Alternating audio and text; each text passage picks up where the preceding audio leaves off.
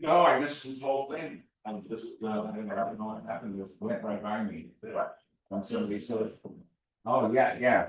I remember hearing just before it happened, they go, oh, well, you know, this weekend is the turkey. I went, oh, maybe I catch a ride with somebody. And then the next thing I know is, oh, I missed the turkey. Yeah, I made many people to the meeting, guys. You just left? It was just me and Ben. Oh, So that was nice.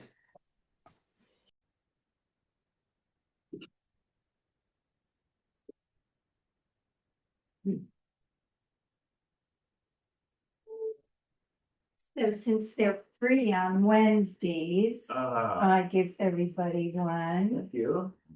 Sure, oops, sorry, because there are some interesting poems by campers that you might be able to read about. Ready, Jordan? You tell me when you're ready. Yeah, I'm ready. Okay. Call this meeting to order. This is a regular meeting of the Board of Directors of the Bolinas Community Public Utility District. Board directors are present. Director Godino is not. The date is July the 15th, 2026. Next item is community expression, opportunity for members of the public to address the board of matters that are not on the agenda and for which we can take no action. But for which we are open to having a relatively brief discussion on the subject of your choice. Is there anyone who has a community expression item? Uh, I do. Sherry does. Sherry, all right, Yeah. Sherry. I sent a little heads up about this earlier today. I don't know if anyone was able to see it. But it's concerning some information related to the beach entrances and the seawall repair. Two basic things I'd like to ask basically is one is, do we have a timeline for the decision on the garbage trash placements at both beach entrances?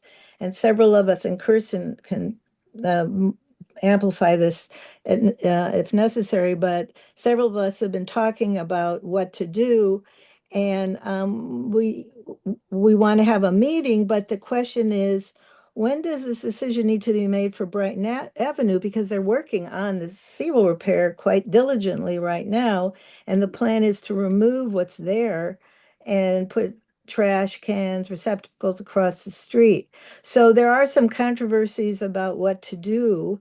So the question is, not controversies, but different options and different opinions. It's not, hopefully not controversial.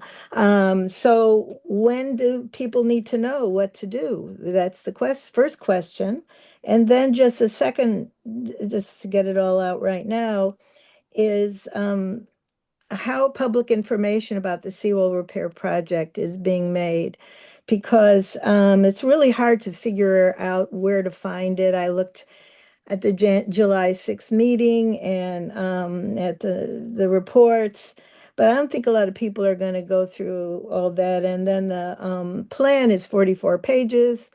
And there should be a way to summarize a little bit of what's happening, or no, basics of what's happening, and the timeline, and how, if there is some input about public amenities, how that could be brought forward, and to have that on the BPUD website as well, in a prominent place, and at the beach entrance of Brighton. And today I was reading next door, and there were some people saying, what are they doing? Why are they doing this? And blah, blah, blah. A lot of confusion about what's happening. And I didn't finish reading all the entries. Somebody finally sort of straightened it out, I think. So those are my questions. All right, George, did you want to start with the first one about the trash receptacles and Well, I mean, I don't really know. I mean, in as much as we'll be talking about that item 15. I mean, I think it's a big issue, right? But it's part of the complexity is we are not controlling that project.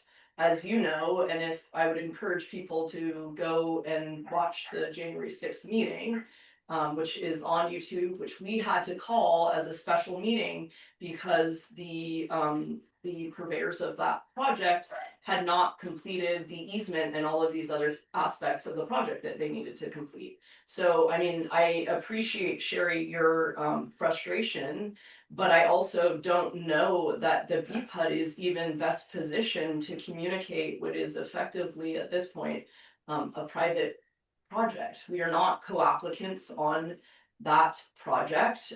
We have basically, I think the history there is complicated in terms of our involvement. There is a small piece of BPUD property that is effectively the ramp and the adjacent, like whatever you want to call it, like seawall, basically on the other side. And in as much as that's the seawall that is being repaired, going towards Greenwall and all of that, that needed to be repaired. And so BPUD got on board with the project because the applicant was effectively hitting up against a lot of resistance from the Coastal Commission around the public benefit aspect of that project. And from the standpoint of, anybody who lives here understands that you do walk along that wall. The fire district needs access along that wall, so it's a very important project that the public will be able to pass on that wall to access the other side of the beach, obviously, especially in the context of high tides. In as much as the BPUD as a public agency was supportive of the project and has done whatever we can to facilitate the project and require some of the requirements from the Coastal Commission around deed restricting that public parcel, and we have been willing to do that. But as far as like timing and all of that, it's not our project, and their communication has been really poor with us. So in as much as I don't feel like it would be appropriate for us to be the communicators of that project when I'm going to be not appropriately communicating, right? I would be not, anyway. So I just think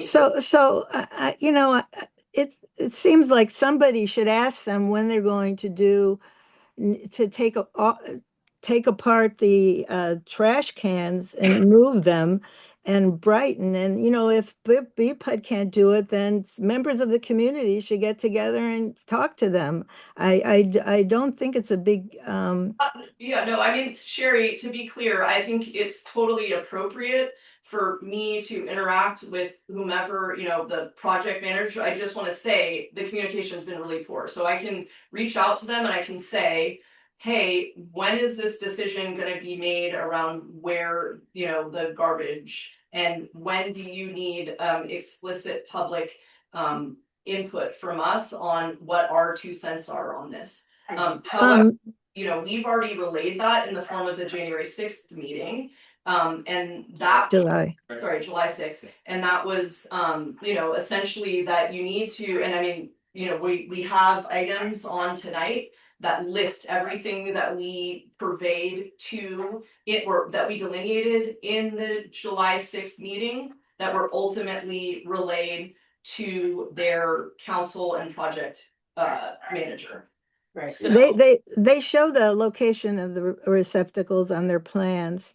And you had listed showed the plans on the, the documents for July 6th. I yes. did, but is there any way BPUD can just like when we had the problem with the sewage coming out, on the beach and everything, is there any way to just direct people to where they can find the information? I mean, it more prominently than telling them, oh, you have to look at the July 6th YouTube and do that by word of mouth. I mean, it seems like this is a project. It's a Marin County approved permitted project, so you would look at it on the Marin County files for any project information. I mean, I think, yeah, and just to be clear, because I did hear you say January 6th twice, but it's Okay. July 6th. Yeah, July 6th meeting. And I think we in our capacity could say, hey, could we get a construction schedule or an update? Because we're getting a lot of community members asking us, what's the plan? And I would just leave it at that for the moment. It's already approved with the trash receptacles relocated, so let's just take baby steps there and just ask them for a schedule, and could they communicate more with the community either through BPUD or some other entity?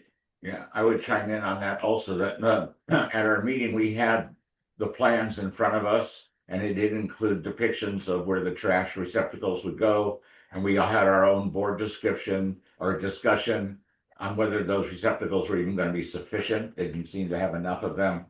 And so we did convey some of that already, but I think that, as Kirsten points out, the county or whoever's in charge of this project should give us a more definitive timeline and more specific response to, well, how many of these trash receptacles are you gonna provide and where exactly are they gonna go? Well- And when are you gonna have them put in there? Maybe what I would suggest is that we move item 15 to the top here, because this is getting into a lot of the open session. One of the things that's identified in that item is a list of everything that you guys conveyed in that January 6th Yeah. meeting. And what was conveyed to them. So while the plans show those receptacles, basically the board was in agreement that those were not sufficient. Yeah, So, okay, yeah, well, why don't that's- we advance item 25 then higher on the agenda and we'll revisit it, because this is I just think community it's, expression item. 15, yeah, let's keep doing community. And can I respond to Sherry's ask, I mean, let's keep Wharf Road separate,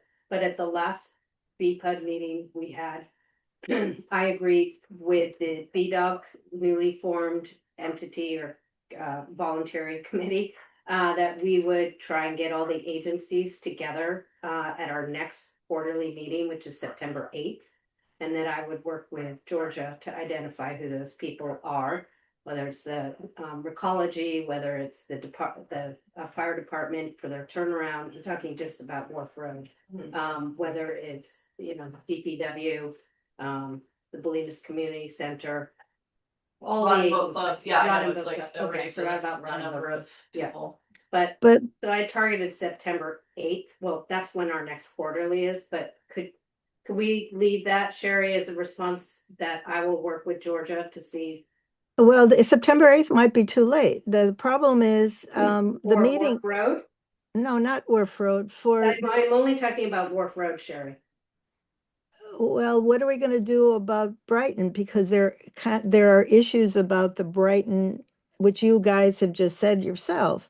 Well, And, we're about to well, move I- that item up. Yeah, well, As Yeah, a let's Yeah, continue but with we this. were going to bring in other people to discuss it, and if we waited till September 8th, they wouldn't have a say about the receptacles at Brighton. There are some issues about some of the plans that have been made. I hear you, Sherry. I'm separating out September 8th is just Wharf Road. Okay, We're about to move agenda item 15 is the seawall.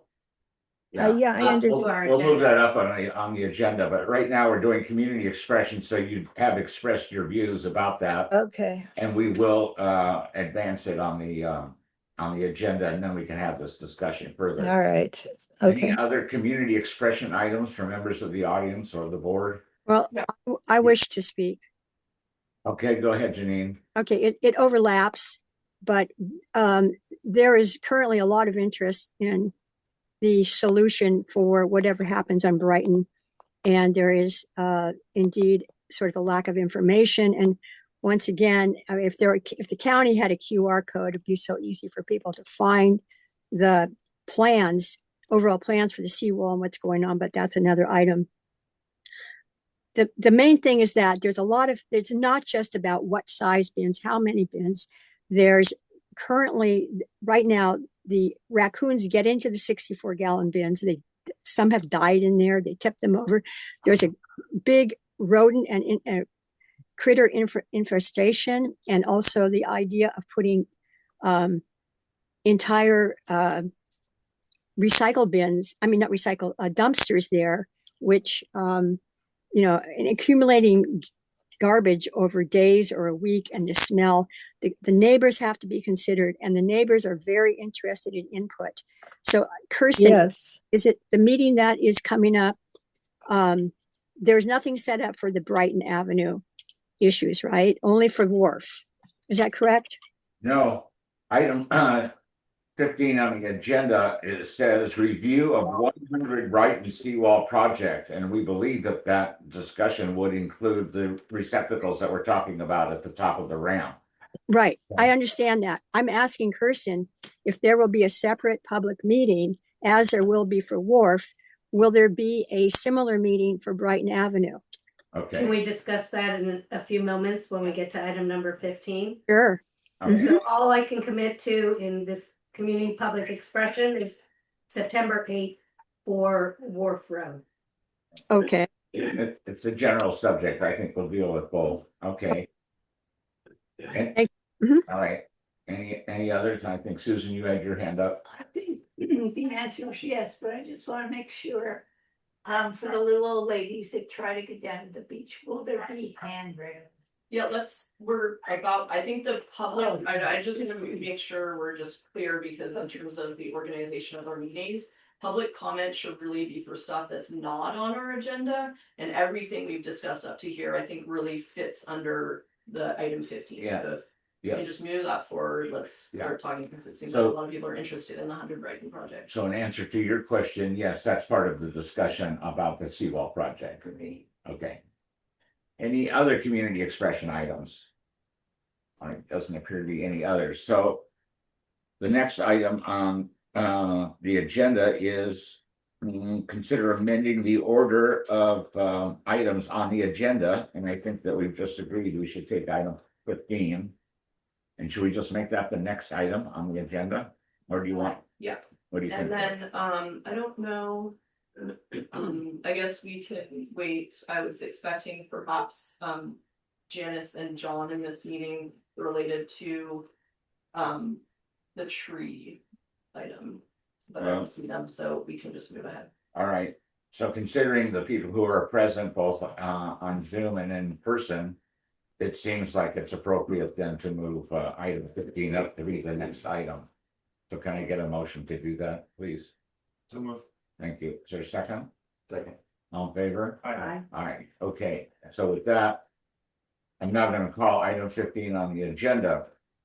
Which is review of 100 Brighton Seawall project, BPUD's easement agreement for the project and the director's comment on approved plans. And then item 25 was the minutes of our meeting on that subject. So just to give the public a general outline of the background is that the owner of the project of the property at the end of Brighton to the right wanted to get a permit to build a new seawall because the seawall we had was falling apart. And in the process of seeking permission from the Coastal Commission, there was a concern that he either not be allowed to do that at all, or it would be a very restricted wall. And a lot of the people in the community, including the BPUD, took the position that that wall served more function than simply to protect his property. It also provided access for people to get from the ramp to the far side of his property, especially on a high tide when you couldn't walk on the beach anymore, and concerns about access to the top of the seawall, lack of good stairs with railing. The fire department had concern that the width of that wall at the top had to be wide enough so that you could have emergency people go onto the beach at the far end if they had to with the gurney and pick somebody up off the beach and carry them across the top of the seawall to get them off the beach. We also had people in the communities who were elderly and had trouble walking or couldn't walk at all. We had one person in a wheelchair, several older people who walked with canes who said the only way that they could really even get to the beach was to be on that wall.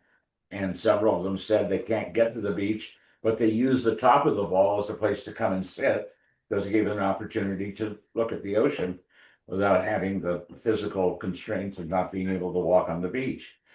And so for all those reasons, the BPUD felt it was in the best interest of the community to make sure that that seawall was wide enough at the top to allow for all of those uses. So we participated in supporting a design that accommodated all those things. Then there was a separate issue that had to do with an easement, because actually the BPUD owns a portion of the ramp near the bottom. And that seawall project actually encroached onto our project, our property. So technically, we had to grant the owner an easement so that he could continue the seawall to the full extent that it was needed. And we've had good cooperation with the county, I think, in working with them because they also own some of the land at the top of the ramp. So it's been a long, complicated process. But it's always been done in open session at meetings, and we've had plans on the table and we've discussed them and they're reflected in minutes. But as usual, a lot of people don't really respond until they see a project actually begun, and then everybody goes, what's going on? And so that's fine. That's why we're here to talk about it. So that's my overview. Yeah, another thing I would add to that is that on a condition of allowing the project, the Coastal Commission required the applicant to also do public improvements on the other side. So that's why, the project effectively expanded in scope as directed by the Coastal Commission. So that's. Which is on the BPA property. Yeah, which then extends even more Right, into the right. BPUD And property. so everything you're talking about happened in 2020, Yeah, right? It Yeah. was a And long. then there was a decision, and then the seawall owner took issue with Coastal Commission, and that's where our partnership shifted, right? And so he took that on himself. But to your point, I think about like the handrail, we recently saw the plans, which we understand have been approved by the Coastal Commission and by the Marin County. Georgia, I think, has been working with the team representative for the owner of the seawall, but somewhere amidst there, that person has gone, right? Yeah, And so that line of direct communication went missing for us. So we had this meeting on July 6th where we were able to review the plans and make our comments, of which, again, was around trash. We asked that handrail be installed on the ramp side.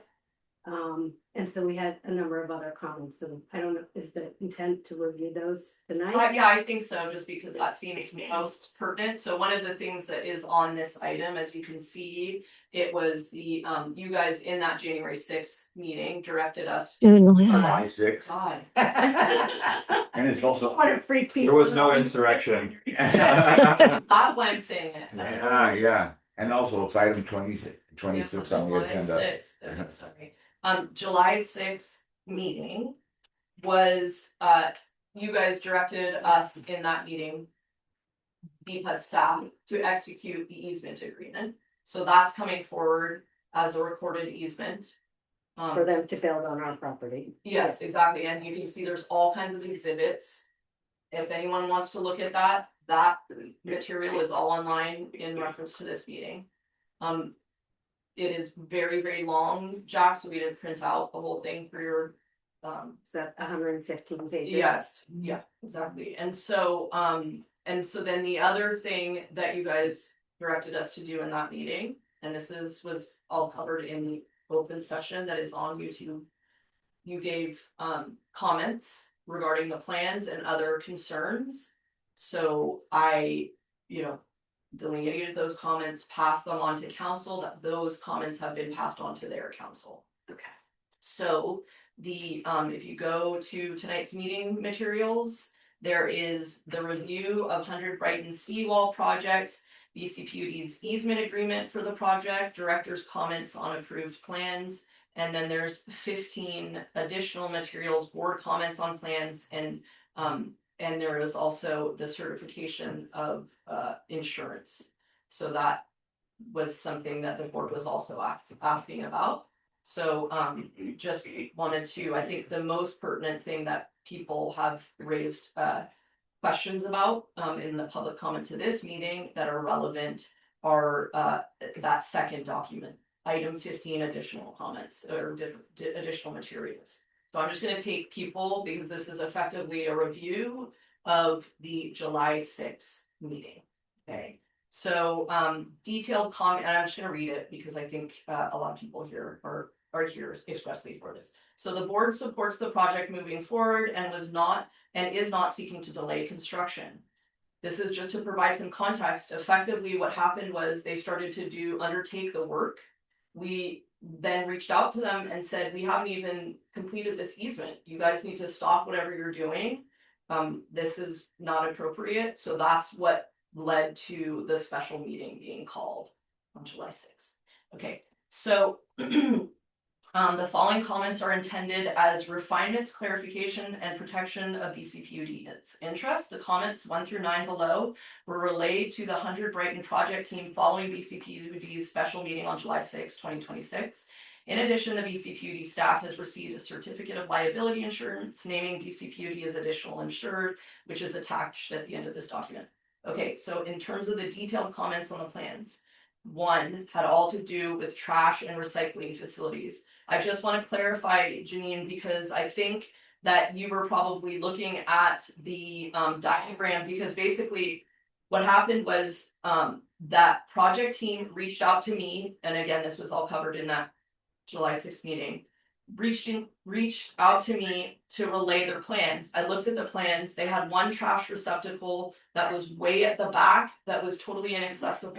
And I said, that's not going to work. We need at least this. You may want to even consider a dumpster down there, because we already have Bolinas Community Center has real inability, and there's very little funding for us to address the trash down there. And when you say at the back, you mean at the lower part of the property, at the beach, at the ramp, the beach entrance. That's where Actually, where I mean was the original plans. If you look at, essentially the what is that? Like I don't even know what direction it is, but the east side of the ramp, I believe. So this is our property, that, where there's like the big boulders and all of that stuff on that. If you're at the ramp, you're looking towards downtown. There is the right side of the property, and then there's the seawall side of the property on the left-hand side. Right. I'm talking about the right side. So it was all the way towards where that edge of that wall was, up on that top thing. So that somebody, would leave the beach, have to go up there, go over, and then again, it wasn't sufficient amount of trash, and the location was terrible to my mind. Right. So basically I was relaying to them, this is not practical, this will have to be changed. We didn't hear anything, and then effectively those plans get finalized with a new position of the trash receptacles, which now look like 2 bins that are placed at the very front, where there is now a bike rack. Okay, still looks like not a very good location, still looks like not enough. So that's what the so just to be clear, Janine, what I think you were seeing in terms of the dumpster and all of that was just me relaying potentially like what I thought was in a beginning of conversation that was getting started with the project design team. I didn't hear anything back related to my comments.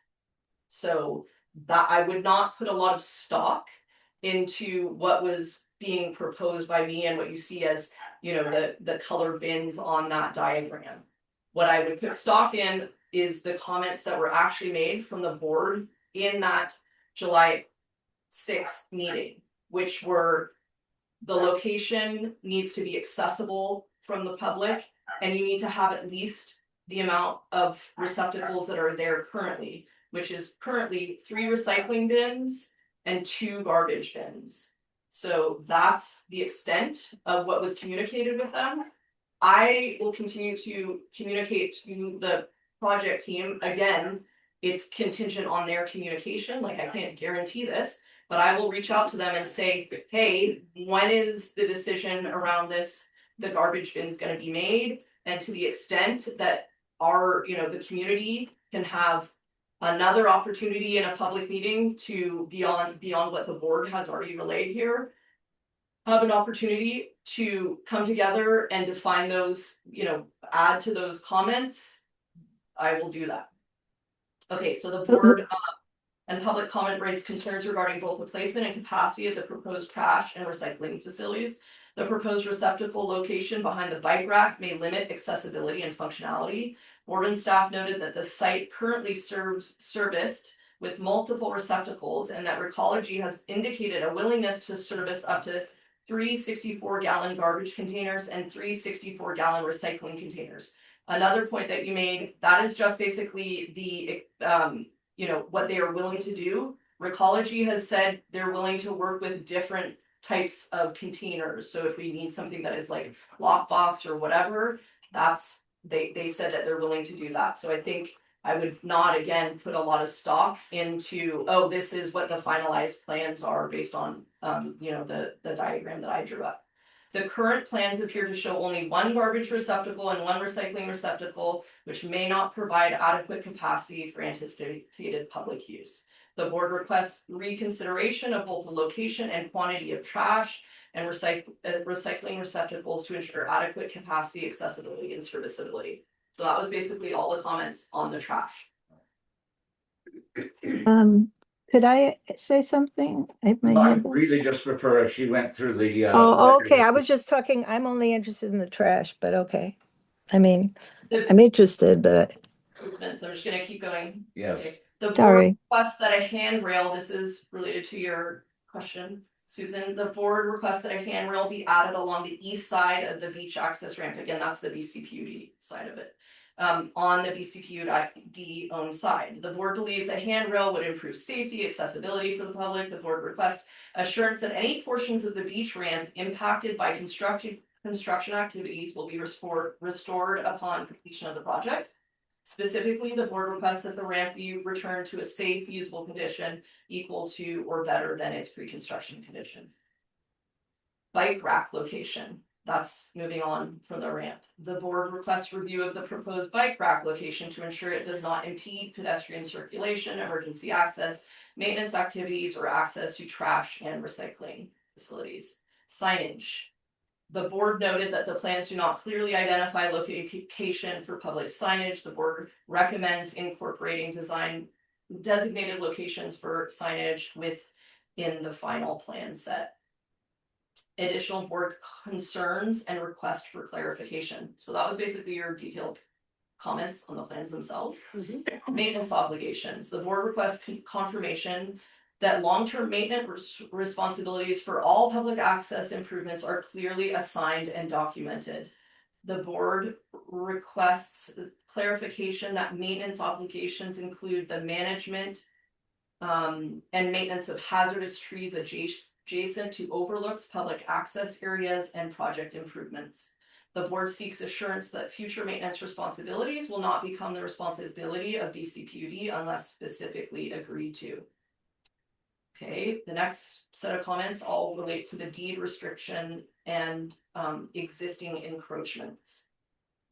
The board understands that recording deed restriction providing public access and recreational use over portions of the BCPUD parcel is a condition of the coastal development permit. The board requests clarification regarding the practical effects of the deed restriction where there appear to be existing private encroachment and improvements extending into the BCPUD parcel. Specifically, the board would like to understand whether any concerns exist regarding fences, landscaping decks, or other private improvements that may occupy portions of the property proposed to be subject to the public use deed restrictions. The board would appreciate clarification regarding how any existing encroachments, if present, will be addressed prior to finalization of the deed restriction. That was a comment that you guys all made in the meeting. I have a comment at the very end to address it, but I'm just going to continue on, you know, just noting the comments you guys made. The seventh comment all pertains to seawall condition and structural integrity. The board discussed the plan's reference to an existing damaged seawall. This is on the BPUD portion, the east side of it. Damaged seawall and requests additional information regarding the condition of the seawall and any evaluation that have been performed. The board expressed concern about making substantial public improvements adjacent to a seawall identified as damaged without understanding the long-term implication for those improvements. The board requests clarification regarding the proposed concrete pad and whether adequate structural support and protection from erosion are incorporated into the design. Finally, there was a small comment on drainage. The board requests clarification regarding the adequacy of existing drainage associated with the ramp and adjacent improvements and whether drainage has been evaluated as part of the project design. Number 9 is access right. The board seeks clarification regarding future gate access and confirmation that BCPUD will retain access necessary to inspect, maintain, and utilize its property. Overall board position. The board supports the project proceeding and appreciates the effort that has gone into obtaining permits and advancing the project. The board's comments are intended to improve the project, clarify responsibilities, and protect public and BCPUD interests. The board approved the plan set subject to these comments and directed staff to transmit these comments and recommendations to the applicant and project team. With regards to concern number 6 above, it's BCPUD's understanding that this should not be an issue. Number 6 was related to the deed restriction and the encroachments. District Council has advised the board's concern regarding existing encroachments have effectively been resolved. The new project improvements that will replace the existing conditions are shown on the project plans and are already incorporated into the easement documents. Consequently, BCPUD's interests and protections are already addressed through the easement, and finalization of the deed restriction is expected to be primarily an administrative document step rather than requiring additional encroachment remediation. Okay. One thing I would just say on that, the wall, damaged wall, we should just clarify, on their plans, it shows existing damaged wall to remain.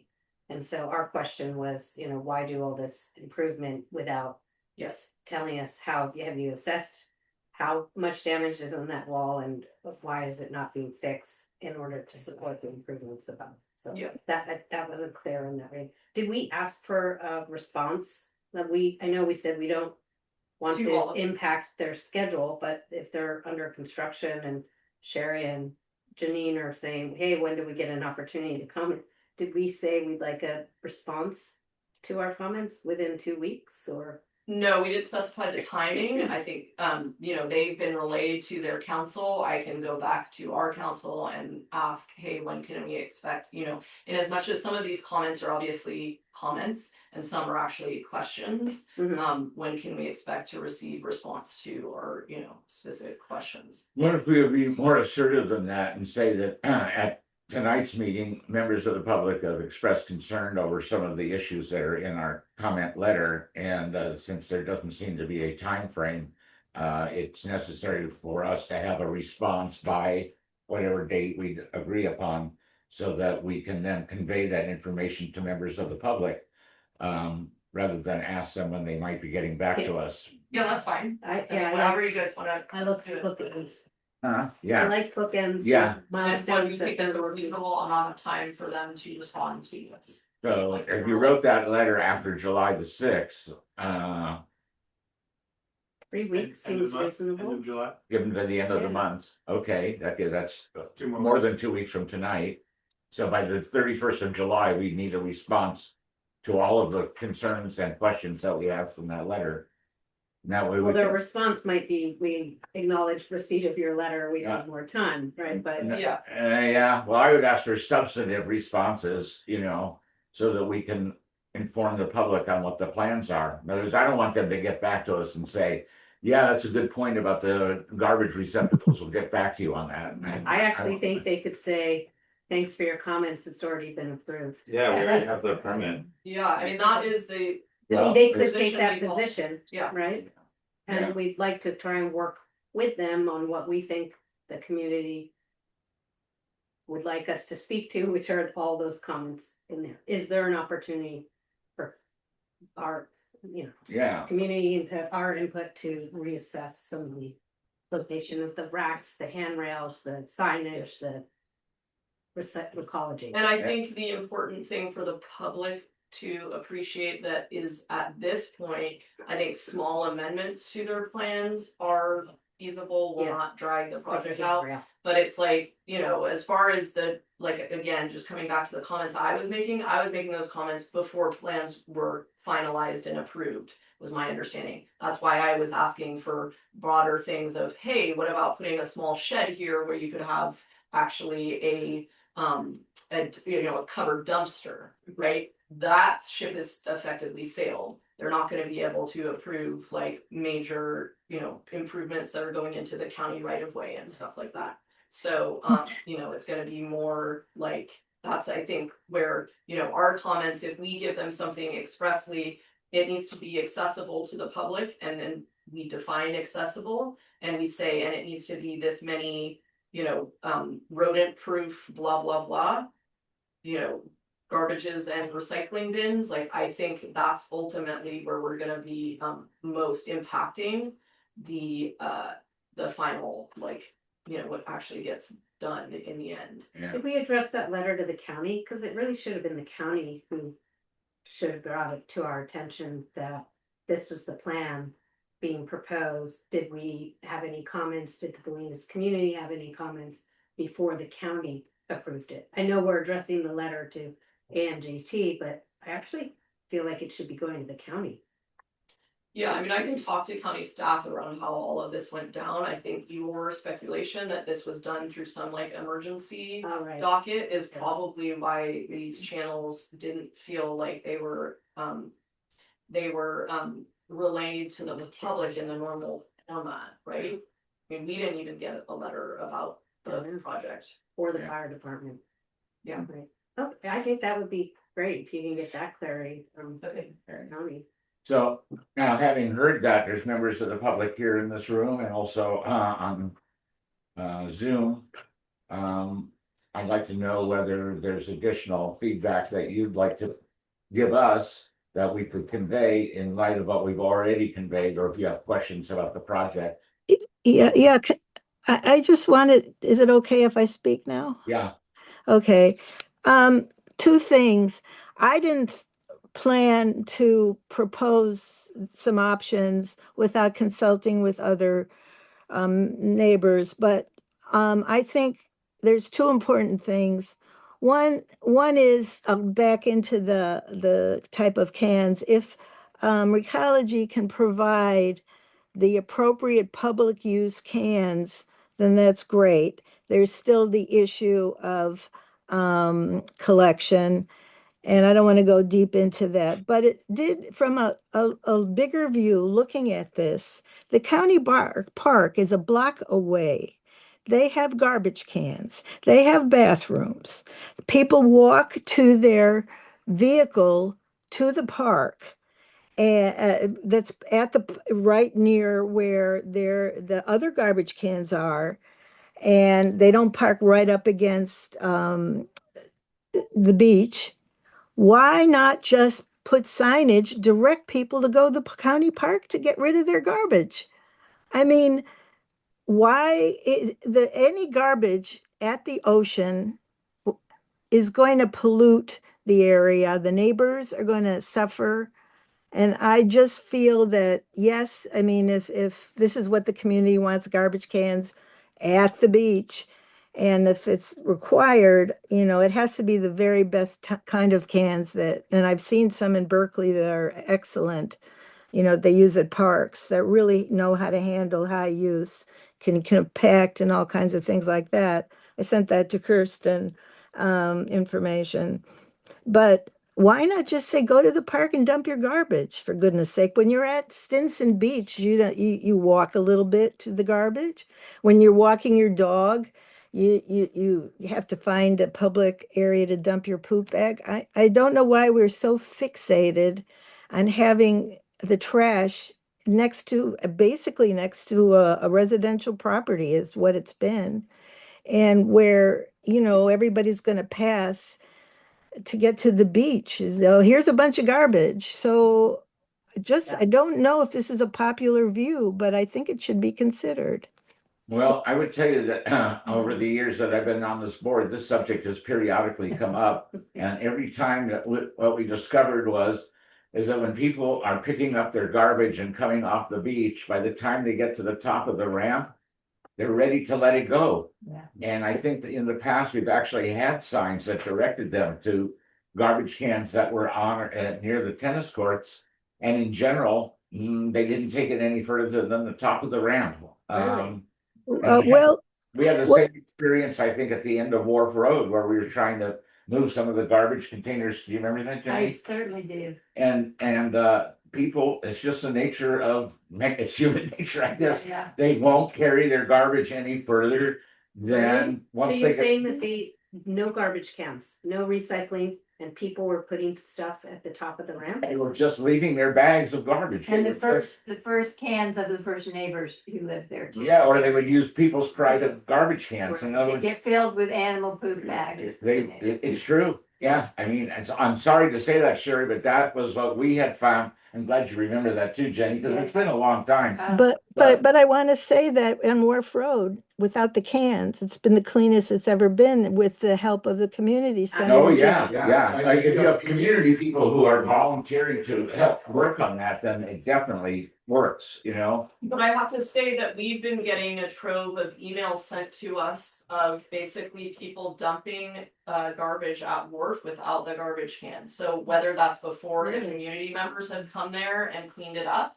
like Annie was getting inbox emails of somebody just taking picture of the garbage just sitting on the ground. Yeah. Yes, So- yes, Right? yes, That's what yes. they, yeah. So, I mean, that's. Sorry to say it, that, yeah, that. You know, again, I'm not looking to, you know, in as much as we could implement a plan that the majority of the public is in favor for, that's what I would be doing. I'm not looking to like, oh, I think we should have garbages there. But I don't really know what the majority think, like, right? And so what I have to go off is basically the board. And the board as a majority has not conveyed to me that they think we should get rid of, you know, garbage cans at both entrances. Yeah. So in as much as you wanna like undertake that survey, Sherry, or whatever, you know, to basically reflect that you're not a minority voice on this and that the majority are in agreement with you, I think that would be compelling to go that direction. Well, if we ultimately. knew the timeline for it, that's what, the only reason I asked about the timeline was to try and see if this would, what people would want to do. That was the main reason. And I So- think we don't know, Sherry, because we haven't seen their schedule. Yeah, no, I And get it. If I were them, I'd probably say that ship sailed, you know, Yeah. we. Well, then it's very important that we not have household cans there because that is only going to make matters worse. People bring their garbage from home Yes, and it becomes a mess. And I you. don't know, if I lived next to the cans, I don't know how I'd feel about it. Can I So, Speak to Tolucci, and he did say that AMGT group had reached out and reviewed the plans with him. So he is aware that, he must be aware that those trash receptacles are now on his side of that residential property. But I agree with you, I don't like them being the face of arriving at our beach. Yeah, So I hope that we can revisit it, but we don't have a timeline right now, Sherry, so let's wait and hear back from the county and AMJT about what is their schedule and will they respond, we'd like them to respond to us with our questions by the end of this month. yeah. Then May I So I'd like to move on from the garbage. get- issue. speak? I mean, Hello? I'll give you a Yeah. few more minutes, but we have a long agenda and can only talk this out for so long. Can I just speak briefly? Yeah, sure, Ginny, yeah. Okay, so first of all, I do work, I'm the landscaper at AMJT, so I'm familiar with some of the management and that Amy left and all this kind of thing. And I would say that one driving force is that they were behind schedule. And that made things push in a non-sequential manner. Toby was out there today with his crew actually putting in steps on the Tolucci side that are going to go all the way down to the beach because the ramp will be closed apparently. So this is sort of new and Toby's has been stop and go. So in terms of the solution for the Brighton trash and recycling pickup, I do think that they will be willing to listen.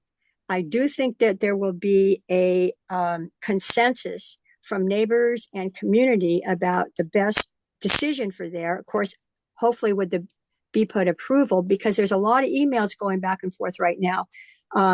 More people are involved in this, have taken a lot of interest. So I think that, yeah, it's important to contact them, but I do think, I don't know if you know Alyssa, she's one of the managers. She's very open to listening to the community and ideas. And I do think that they also, as they have in the past a few times, offered extra funding to help set things up or provide trash collection and that kind of thing. So I have hope that they will work with the community and come to a solution. And I just want you to know, Did I you think say that the new property manager or the project manager? If it's not She's not- Amy, who is it? yeah. This has been there forever. And she's sort of taken the Brighton entrance is as important as the wharf entrance. And if there's going to be a meeting for the wharf entrance, I really would hope there could be one for the Brighton, but I don't have the means to put it together. That's why. We lost the name of the person. You froze. Yeah. I mean, just what is the name of the project manager for? I'll- I can email that to Georgia. Great. All right, thank you. All right, let's move on to other people who want to address any of the items that were in the letters that Georgia read to us. Anybody else that's online that wants to talk about it? About in the room? All right, I just think you did a great job. I really appreciate how thoroughly you covered everything. So thank you. okay, thank you. Yeah, I wanted to thank you, Georgia, too, for having that be so thorough. I guess the big thing is seeing those posts that have gone in.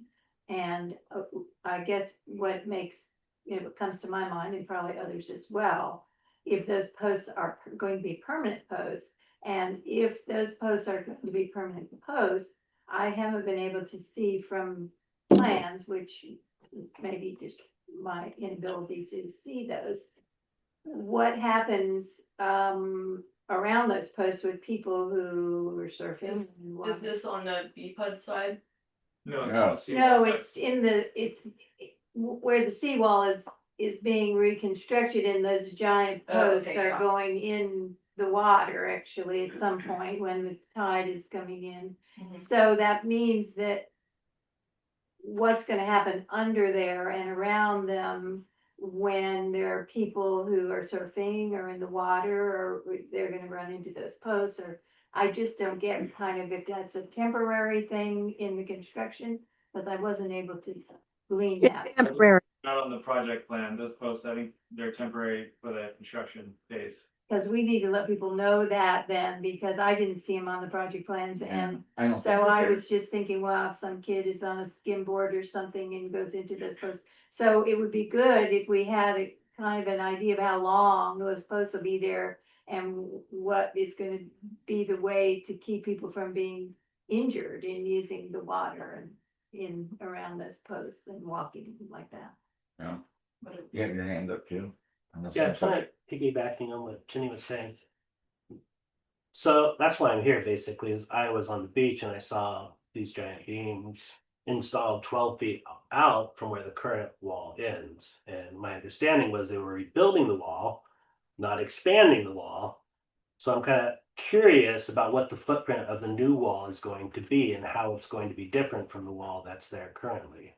I think if you go on to the Marin County website and then you'll be able to see the plans, but they do show what's existing and what's proposed, and what is proposed is not as far out as what is existing. So the wall is going to Be shrink, more narrow. not expand. But as it appears to be It expanding. must be temporary. If you look at construction, I mean, I mean, that was the big push. for I suggest you guys go look at it because it is startling and it's not Oh, yeah. surprising people are concerned about it. Yeah. I don't think those posts represent the extent of the wall. They just are construction. Well, people are, the feedback I've got is that it's part of a ramp they're building so the heavy equipment can get out there and rebuild the wall. Yeah.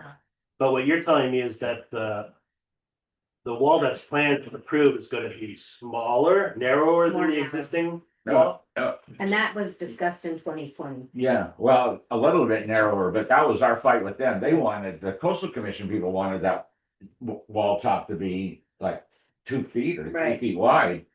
And we said, no, it's gotta be at least 6 feet wide For the because, Gurney. yeah, for the Yeah. fire. How wide department. is it right now? It varies, I think, from about 5 feet out to 10 feet. It's not uniform. Yeah. It's narrower when you first get on it, and then it expands as you get to the end where that has the cribs, you know? I think there's also, and I can't recall whether the plans have it, but there was a concern about people who are in the cribs and the tide comes in. How do they get up onto the wall? Because right now there's just boulders and you kind of have to climb your way on. But there's stairs. And now there's stairs that, yeah. So Because, you know, we talked about things like a young mother with her 2 kids and she's out in the cribs and now the tide comes in and now how the hell does she get up on the wall with all of her paraphernalia and her children and all of that? and you needed to have stairs that gave you a safe access, and then a wide enough wall at the top to go. And I remember somebody like Mimi Calpestri talking about, well, what if I'm up on the wall and I'm sitting in a chair and I'm looking at the ocean, and now here comes some people walking along, shouldn't they be able to get past me without making me get up and move? And we thought that was a good point as well. So there had to be enough room on the top of the wall for people who were sitting there to not have to move in order for somebody else to walk past. Do you remember that? Yeah, because I think they also, the coastal commission required that he put bench and seating. Oh, yeah, right. And then there's a railing, so the question is the height of the railing and where the seats are. And so you're sitting in a seat looking at a railing when you really want to be looking out at the view. Exactly, yeah. Yeah. So that was all in, but anyhow, in response to your concern about those beams, those do not represent the furthest extension of the wall. The wall is not gonna really extend any further than it is now, except that it'll be more uniform. And I believe the top of it is 6 feet, 8 feet. It's one of those two. 6 feet out from where the fence currently is to the Yeah, property. yeah, That fence is gonna stay in the same place. yes, yeah. And I think the way they tested it is that George Krakauer actually went down there with his crew, Yes, it did. and they went down on the beach and got a gurney and went up the stairs to see how it was going across, and Yeah. that's how they came up with that number. Yeah, I was there. Yeah, I mean, I guess if there's enough community questions and not, and I get, how do you navigate Marin County planning approvals? Is that something we could post on our website? Well, we have plans? the plans, because we shared the plans at the meeting on the sixth. Uh-huh. Yeah, And they're in the public materials for this evening as well. Okay, so that Yeah, should be. so- It's like 10 clear. feet, the whole thing is gonna be 10 feet, and there's a ramp and there's. Is that what he's looking at right There's now? 9 Yeah. benches, Yeah. So I mean, I can, you pull it up now. yeah. You can pull it up on the screen. Anyway, that's the big concern about what those beams mean, that's what they mean, yeah. Is there any other comments or questions that people have in the audience I about? have one quick one, and this isn't particularly trash, but anytime anything is being directed to the park, the downtown park, whether it's trash or bathrooms or whatever, it does seem as though that needs to go through the park board because it's gonna impact their costs. Yeah. And You're talking about I'm talking about, county parks? I'm No, Mesa thinking Park, to Park. what Sherry was saying, that part of the, Oh, I think she was proposal would referring be- to the county park. Yeah, all the way to The the tennis tennis court. That's what I think Yeah. he was talking Yeah. I was about. referring Oh, to from that. Brighton. Right. Okay, I thought that was gonna be both ends No. and we're gonna eliminate cans on both ends. Okay, I Yeah. misunderstood. Yeah, yeah, Okay, Well, the cans at Wharf Road don't exist. They've already been eliminated. I didn't know whether the elimination meant that people were expected to take their, when you said park, I was thinking the downtown park from the wharf. And I was gonna say all that would need to run through that park board because thoughts or like that. Any, all right, is there any other discussion we wanna have on item 15 of our agenda, or are we ready to move on? I think we are, so I'm we ready. address your question, and we've talked about the trash, and Janine, I think that part of the discussion that the downtown group is gonna have will include the concerns that you have, so we'll just keep it moving. Georgia, can you clarify for me the last item that you read on your memo about board concerns that have been communicated? How, when you say district council has advised that our concerns about existing encroachments have effectively been resolved, does that mean? Through the easement. I mean, again, this gets into sort of like legal stuff that I'm not an expert, but basically our council has advised us, that the concerns that we had related to the deed Yeah. are really already resolved through the easement that you guys agreed to. So the specifically what we were talking about, just in kind of more practical terms, is that there is a VPET property down there. There are private encroachments, so both on both sides. So from the Tolucci side and the 100 Brighton side, there are fences that encroach onto our effectively our property. And as part of what has to happen in what the coastal development permit that was issued to the 100, the AMG JT was that we needed to make a public deed and record a public deed associated with our property. So the board was concerned at the July 6th meeting. And what were the implications of us effectively public deeding what was essentially, private encroachments, and was that gonna raise any concerns? Effectively, what our council told us is that no, it doesn't. You just basically identify where those encroachments are, and those would, similar to the easement, agreement, the deed would identify those same encroachments. So that's, again, obviously I can continue to communicate with them, and this will come up when we actually record the deed, but they didn't think that from the perspective of, obviously, we could insist at an earlier stage, I would say, before when, in 2020, when we were agreeing to all of this, we could have insisted that as part of this project, you need to remove your fence line and go back to our, that's not something that the board at that point entertained or pushed on or anything like that. So I think as a matter of just clarity and complexity, the issue of having encroachments on those types of deeds is not an issue. And furthermore, because we have that complex easement, it's gonna be very similar to that. Well, now it's recorded. I think the issue when it was discovered in 2020 is there was no record of it. It was like, oh, it's an encroachment without being an official encroachment. So now it's at least being officialized. Yeah. And recognized, right? So Does that that means make we are sense? granting them the right to put their fence and shed, et cetera, on BPUD property. We're Mhm. making it official. Okay, I guess. Yeah, that was my question. Okay. And I don't know if there's a term limit on that, if it's Well, the easement 99 for 75 years. years, that's why I was asking, that 75. the easement that we're Okay. signing says 75 years on it, so is that basically what we're saying is that they're welcome to use that sliver of our property for 75 years? Yeah. They're maintaining everything that we're granting them in easement. They get stand insurance repair, that's the agreement. So Yeah. even everything in the BPUD property is for them to pay for and maintain and insure. Yeah, and so I mean, effectively, it's a negotiation that obviously Yeah. happened way back in 2020. Yeah. Right, where we're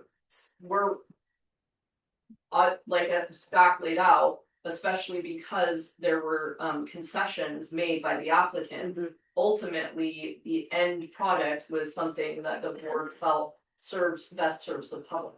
So obviously Yeah. you could have pushed on these things and maybe they would have pushed back on, well, then we don't want to, improve your side. Right, if he, So, yeah, he was gonna say, I'm not gonna improve it, you guys have to pay for the improvements. Yeah. Then, Okay, and right now, it's an existing condition that we're yeah. not. Thanks for clarifying. I just wasn't a part of those conversations at the time, so I didn't.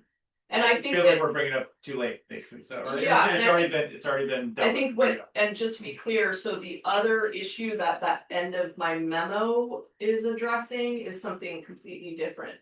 Which was at the July 6th meeting, what we were concerned about is that the coastal commission says, and the BPUD needs to in perpetuity record and say that this property is, bestowed or whatever to the public. And that would be recorded through the deed. So that's not the easement agreement we have with Okay. them. And so what I was concerned about at that July 6th meeting was the extent to which, well, what does that mean that we're saying, hey, this whole property including, this person's patio is bestowed to the public. Right. Right? So does that mean that somebody can go use their patio? No, and then what they're saying there is that the easement already defines where all of that kind of private property encroachments occur. And that the deed is effectively just, there won't be any issue that isn't resolved in the easement itself. That is gonna be further complicated. It really, Well, then- I was gonna say, just confirm the status quo, which had been existing for a long time, and it just reduced to writing and confirm that this is the status quo and it will continue. So, Well, that Okay. addresses the AMGT encroachment. Yeah. But didn't it recently come up to our attention, which I don't recall in 2020 or earlier, that there's also an encroachment on the easterly side. Yeah, again, So we're doing that separate, as a separate I don't agreement? think so. I mean, maybe we have to, but I hope not. I think that. Well, I don't know that we have to, but I think we should probably, I mean, to Kevin's point, we should probably at least, if we think there's an encroachment, should we not have an easement with that property owner? Yeah, I don't know. Anyway, we don't have to tie it to. I mean, all of that AMT. stuff is on the plans that are exhibits for this easement. They didn't survey that part of the property. Oh, I thought they did. I thought that's what we were seeing. But I mean, this gets back to what I was saying to begin with, is basically our agreements with AMJT were all around, we have to ultimately undertake this deed restriction. You guys need to have everything in place for us to do that. So my understanding is that the easement is basically because the plans that are serving as exhibits show all of, they show our property. The surveyed our property, they show that other side in the encroachment, and you can see it in their plans, right? You don't have to like look at, Google Maps or anything to see this, right? Or go to county maps. It's already in the easement itself, but I will clarify and ask and make sure that it's in relation to both the encroachments on that side as well as the other ones. Right. Can I clarify something? AMGT stands for what? Oh, that's just, I see, you're That's not the- giving it, okay, that's the name, Right. all right, Yeah. that's what I didn't know, and there's gonna be a shed on that BPUD property that's by Toulouse for 75 years, is that what you're saying? I don't know if it's. No, that- No, it's not on that There's side. no shed. The other side, The other side, Yeah. okay, on their property. And none of it is encroaching further into what is existing Okay. conditions. Yeah. It's basically. All right, that's just wanted to Yeah, be clear, it's- yeah. don't wanna put fake news out. no. Georgia, thanks for untangling that. That's thanks for looking into all Yeah, Yeah. big puzzles. Thank you.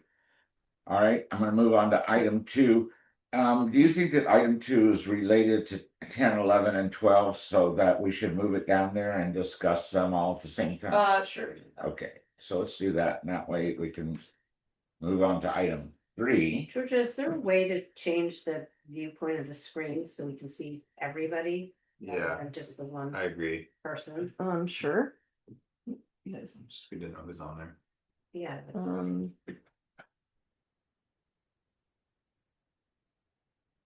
Oh my gosh, there's all kinds of people out there. Wait, hang on. You guys I didn't have to see follow. the view, I think it's up here. Oops. There we go. That's great. Thank you. Thank you. All right. That takes us to item 3. Discussion of potential for County of Marin to install speed bumps on Overlook Drive. David Ainley, who is present. Take it away, David. So first I'd like to express my thanks again to all the stuff you have done on the meeting. And I'm also heartened that you're so concerned about public safety. Overlook Drive is a hazard. Your employees drive on it dozens of times a day. You have 2 attractive nuisances in the way of trails that go across the BPUD property that lead people to use Overlook Drive, crossing it, etc. So I brought this up back and you guys are talking about speed bumps on the dirt roads. But, and then then Bell Woods contacted the county. And they sent her this like 3-page blah, blah, blah about speed humps. So, and one of the items was you have to get 67% of the affected homeowners to behind any effort to install speed humps. Okay, so I generated this petition, which doesn't necessarily request speed humps, but request the county to do something. Could be speed humps, could be multi-way stop signs, so at Poplar, Mesa, Poplar, Alder, Elm, Terrace. Just something to slow people down. So I got, agreement from every homeowner along Overlook except for 3 empty houses. That obviously I can't get anybody. There was one person who objected, who was disdainful for anyone who drives slow. It's always one. Yeah. But anyway, I got signature 31 residences. Very good. And so I guess my request is that. And also I talked to George Krakow. I brought this up at a board, fire board meeting, public discussion thing. And then I talked to George. George contacted the county and asked if he could borrow some speed meters, and they have not responded to him. That was like 6 weeks ago. At least as of, I checked with him maybe like a week ago. So anyway, Overlook is only 25 feet wide. It's narrower than Elm. It's narrower, even the upper part of Terrace. Has no sidewalks and not even any shoulder, because either people are parking on what shoulder is or there's a ditch. Yeah. When the county cleared out that ditch maybe 2 months ago, they broke the stop sign at Terrace. And then so nothing happened for 2 weeks. So I called the sheriff's department. And I said, hey, the stop sign is gone. And by the way, is there something you can do to slow the traffic down on the street? So the next day a stop sign appeared. And the person I talked to at the sheriff's department said, well, maybe I could have a sheriff like hang out there once in a while. Okay, so nothing, that never happened. So anyway, I guess I feel like a little bit exposed, just being a bunch of citizens but I was hoping that the BPUD could at least provide a letter of moral support. Given that this road is central to your operations. There's already been accidents on it. People have told me about, there's a school bus stop. People tell me about people passing the school bus when it stopped at Yeah. road kids. That's true. People always tell me about the cats just being run over, their dogs. About trying to turn into their driveways and have somebody pass on the side that they're turning across. It's really like the Wild West. And so people, really, some people have to slow down, and somehow I don't think that they'll be doing it willingly. And so there are other solutions from speed humps. I know people don't like speed humps, but so anyway, the multi-way stop signs, rotary. Roundabouts. I thought the roundabout was a really interesting Yeah. proposal. Well, at Mesa were. Road, there could be one, There were. Mesa and Overlook. At Elm. a Did it at a Elm. community meeting I went to a couple of years ago, some person who lives on, I think, Evergreen or raised her hand after in the public expression part of the meeting at the end. Said, I'm afraid to drive onto Mesa Road, with just beyond the purple gate curve, because people come by there like 70 miles an hour. Yeah.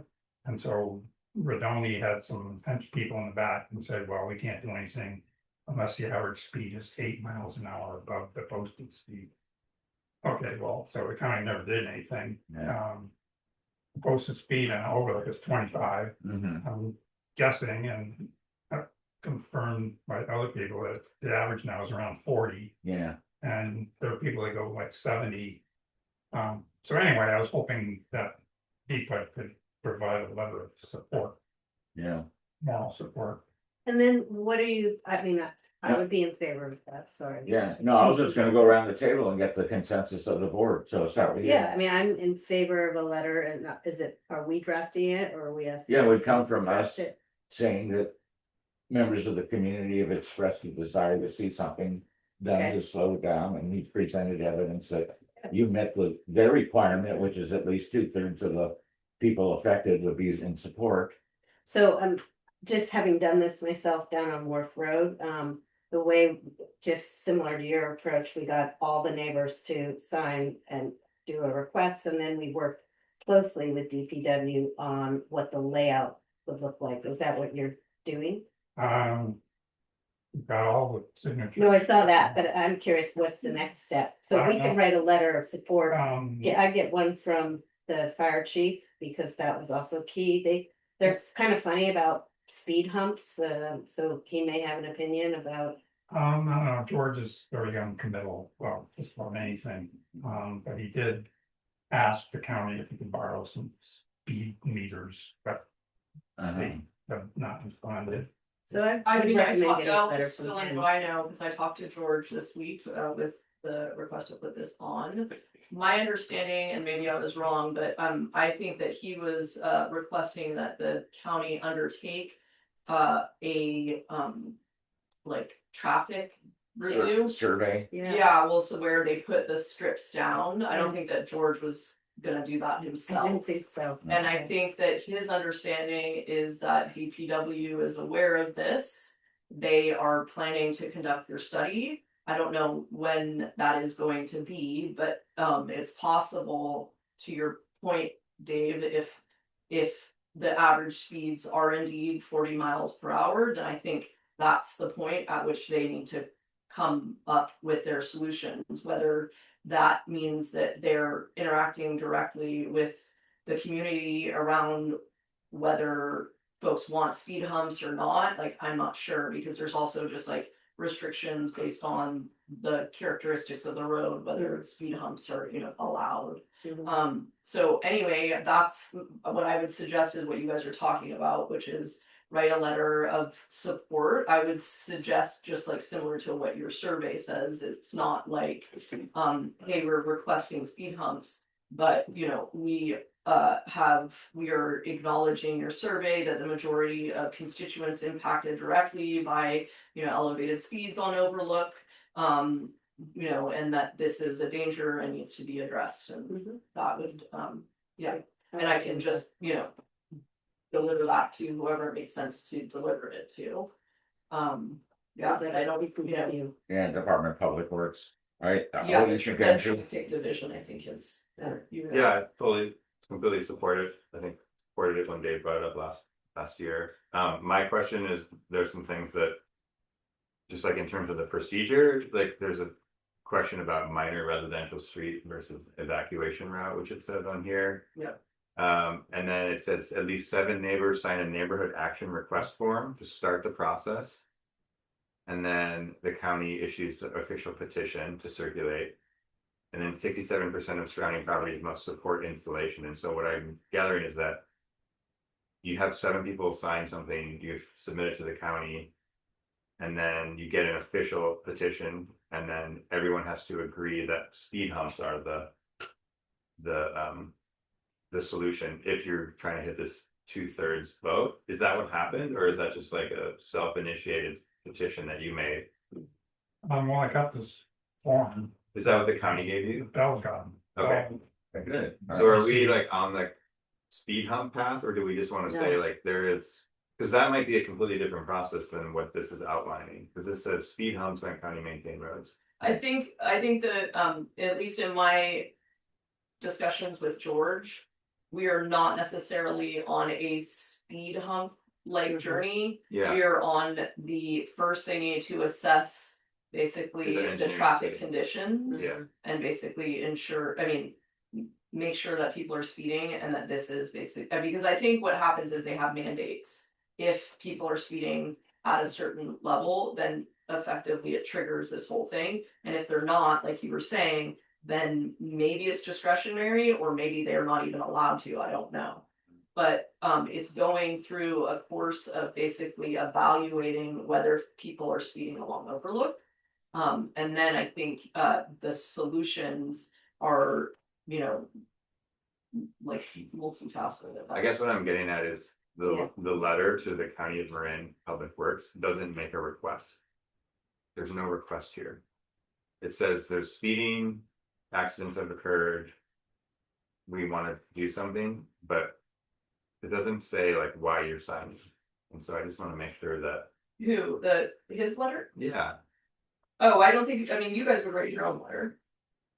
I don't know, This would maybe just I'm be a confused. letter from the board. But I think Andrew's trying. I'm just trying to think like, Understand what is his, what are their asks, what if it's 67 people signed up for it, right? what did everyone sign the petition for? To acknowledge that there is a traffic problem, or to ask for speed humps, or to ask for a traffic study, or to, They signed 31 people. yeah. Yeah. Signed So this. what do they sign? What do they It's like, you don't need to Well, There's do a something. subscription at the top. Okay, of so the that's it. petition, right? Yeah, but it doesn't ask the county for anything. It just says. There's a that problem. There is a problem. Yeah, So, so are the people signing to say that there's a problem, or are they signing to say we want speed humps? I think that this is, like you outlined at the beginning, it's not prescribing speed humps as the Yeah. solution, it's saying there is a problem here. And I think that's appropriate, because the first thing that the Yeah. DPW is doing is gonna do is conduct their traffic evaluation with the strips and stuff. Mhm. And that, Yeah, but I'm just saying, like, this letter doesn't even ask for that. But that letter's gotten through the first step, so yeah, maybe, I think and, my understanding is that DPW is already aware and they're gonna conduct this traffic study. okay, so So I maybe that's think what our that your letter should letters, be. you know, in as much as the letter from BPUD says, we understand that, you know, you received however many, petition saying that speeds are, you know, excessive along Overlook. Mhm. We agree and we are supportive of the traffic study you undertake. Yeah. And so that just puts some pressure on them, like you've already said that you're undertaking this traffic study, right? And maybe put a timeline of when we hope to hear back from them by, or to complete their survey. yeah. Yeah, Like because by I the do end of think the that's year? part of it is like a drag, right? Yeah, Yeah, I just want to define what our letter is asking for, because it doesn't seem clear right now. That's a good point, And yeah, but I think we just clarified it. yeah, I think your proposal is, okay, we know that the people are supportive of some control over the speeders. And we know the county isn't gonna do anything until it verifies it from its own study that there are people saying, so please do the study. And- Within the next 60 days or 30, whatever it takes. Well, and so in my memo, I put actions requested. The second one is this: consider directing staff to prepare a letter expressing BCPUD support for traffic calming measures on Overlook Drive contingent on completion of the county's review process, county approval, and concurrence of affected emergency service providers. Yes. I didn't have none of that in materials in my. Yeah. The top down, but all that. It's just a bit on, you know. What do you think, Kevin? Yep, I'm in agreement. I like that action requested. If you're happy with that language, that letter be sufficient. Okay, Yeah, I'm in support. keep it moving. I think 3 to 6 months, I mean, here we are summer, It'll be, they're not should be gonna, for the next school year, because when the school is in session, this traffic is twice what it is now. yeah. Yeah, well, school Well, starts in a but month. we're just talking a request to conduct the study within the next 3 months. Yeah. Yep. All right, so Good to me. keep it moving and then we'll follow up if they don't. Okay, well, thank you. Yeah, you're Yeah, welcome. thanks for May I- gathering the support. And May I do like around it. Yeah, Hello? I do too, Oh, Janine, how's it? and I'll share with you Yeah. exactly why. and yeah, I do you not have a done comment on this? Yeah, just a quick comment. Having lived on Overlook for many, many years, and having driven the school bus. Well, And this is a little premature, but I always thought it'd be a good idea to have 2 crosswalks at the school bus stops. That would be at Poplar in front of the school bus. That's normally how they do the crosswalks. And then again, in front of, that would be Alder. Because along with the crosswalks, first of all, they're visible crossing spaces. There comes a lot of signage and also speed restrictions. So that maybe could work in with the humps. I just want to put it out there as a possible addition of some. Okay, I good agree, idea too. yeah. Yeah. All right, Rumble strips go a long way. We need to vote on that. okay. I, Yeah, you could just, instruct, there's a consensus of the board, you should go ahead and send that letter. Okay, Yeah, all right, I'm gonna move on to item 4. Thanks, Dave. Yeah. One job there. Item 4, second phase of permitting and project management support for removal of 40 hazard trees along the path. Walmart Natural Lands Consulting. yeah.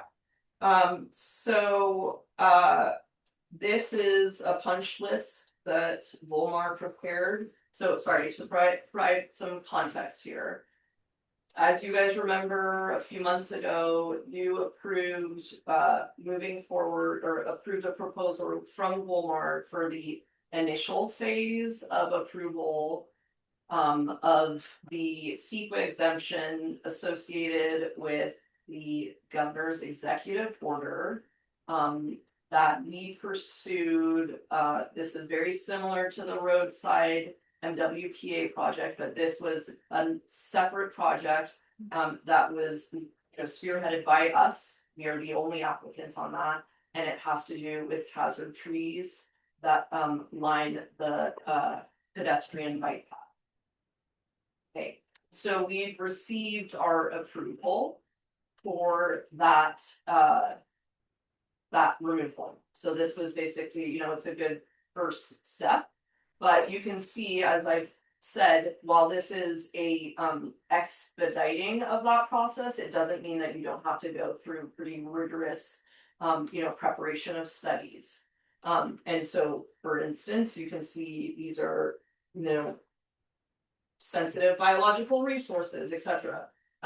There's archaeological studies that conducted. So I'm not going to go through everything here, but you can see that it's pretty extensive still. And this was everything that's delineated here was pretty much exactly what had to happen with the roadside tree project. And obviously MWPA led to that part of it, and Panorama, who presented to us at the prior board meeting.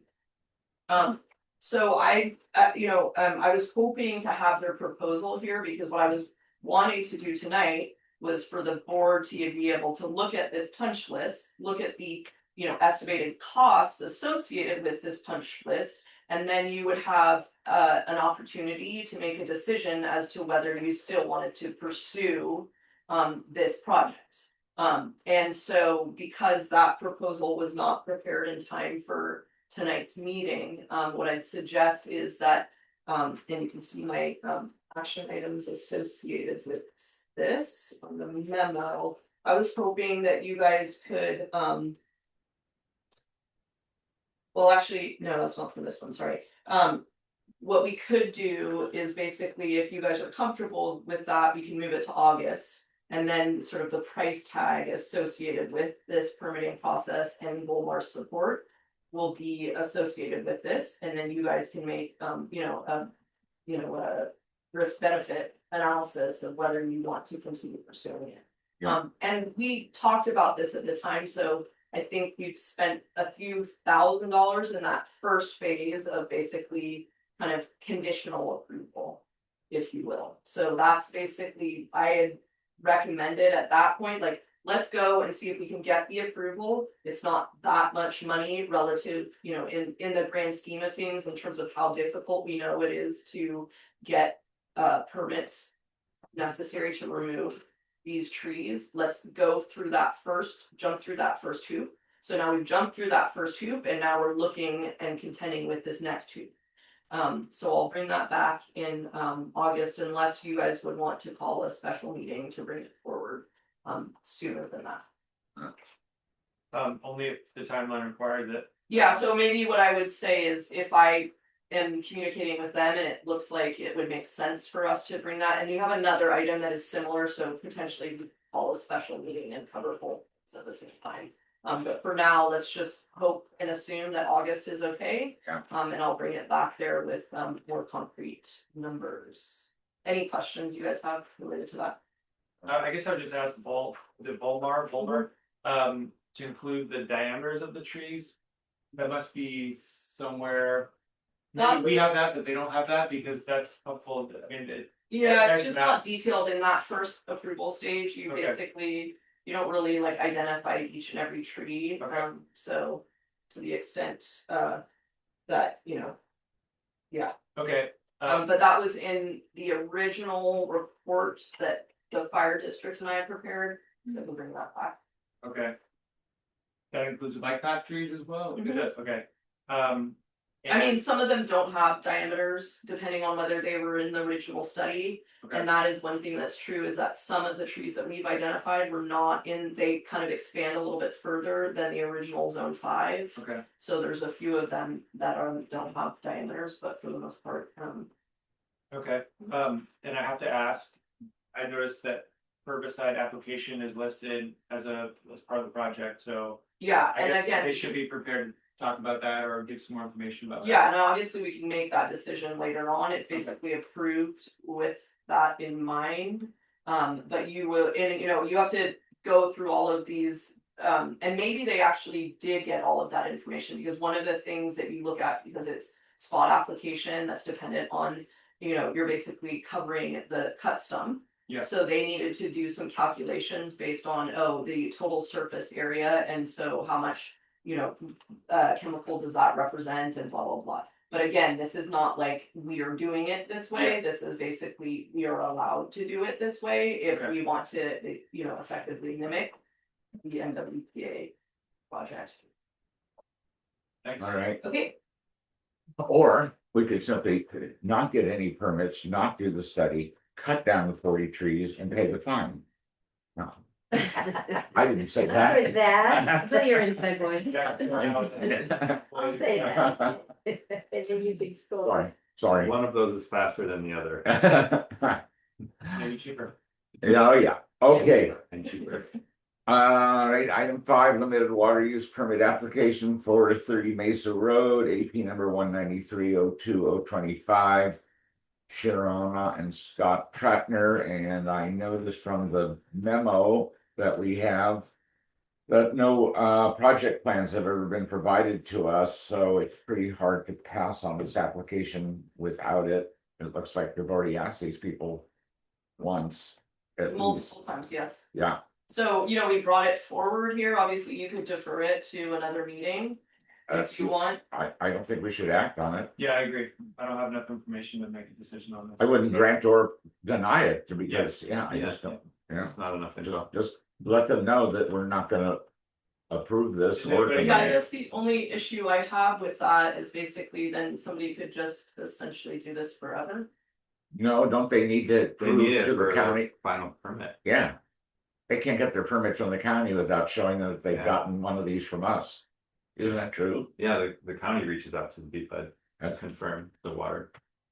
A will serve letter, though, that's the only way that I mean, they don't ask us for our limited water use permit. Thought they required, You No, guys are on the the way that construction. we interact with the Isn't that county is true? a will serve. if you go for a permit, a construction permit with the county, they wanna see that you've got no limited or unlimited water permit from the county, from BPUD. Aren't we giving them authorization to like have a water hookup? Yeah, but no, but they already have a water. They have meter, one. right, so that's the issue. Yeah. So this is obviously the project at 30 Mesa, which is, you know, where all of the trees have been removed. Yeah, and so- yeah, they were red tagged too, Okay, so. so I don't really know, but basically. Through the normal permitting, this is the way this process works from, you know, how we manage this. Belle will look through the county permits, she will identify people that have pulled permits. She will bring that forward in our meeting for your consideration. Obviously, normally we bring a plan so you can look at them. Yeah, And then we issue that limited water use Right. permit. You don't communicate that with the county or do anything. no, What happens in their project is that they often, but not always, come to us with a will serve.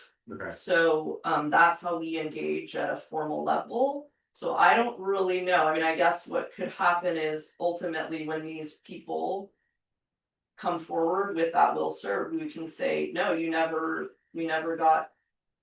came before us for your limited water use permit. right, So, but again, like I said, I would contend that not every project comes that we issue a limited water use permit ultimately comes to us for a request for a will serve.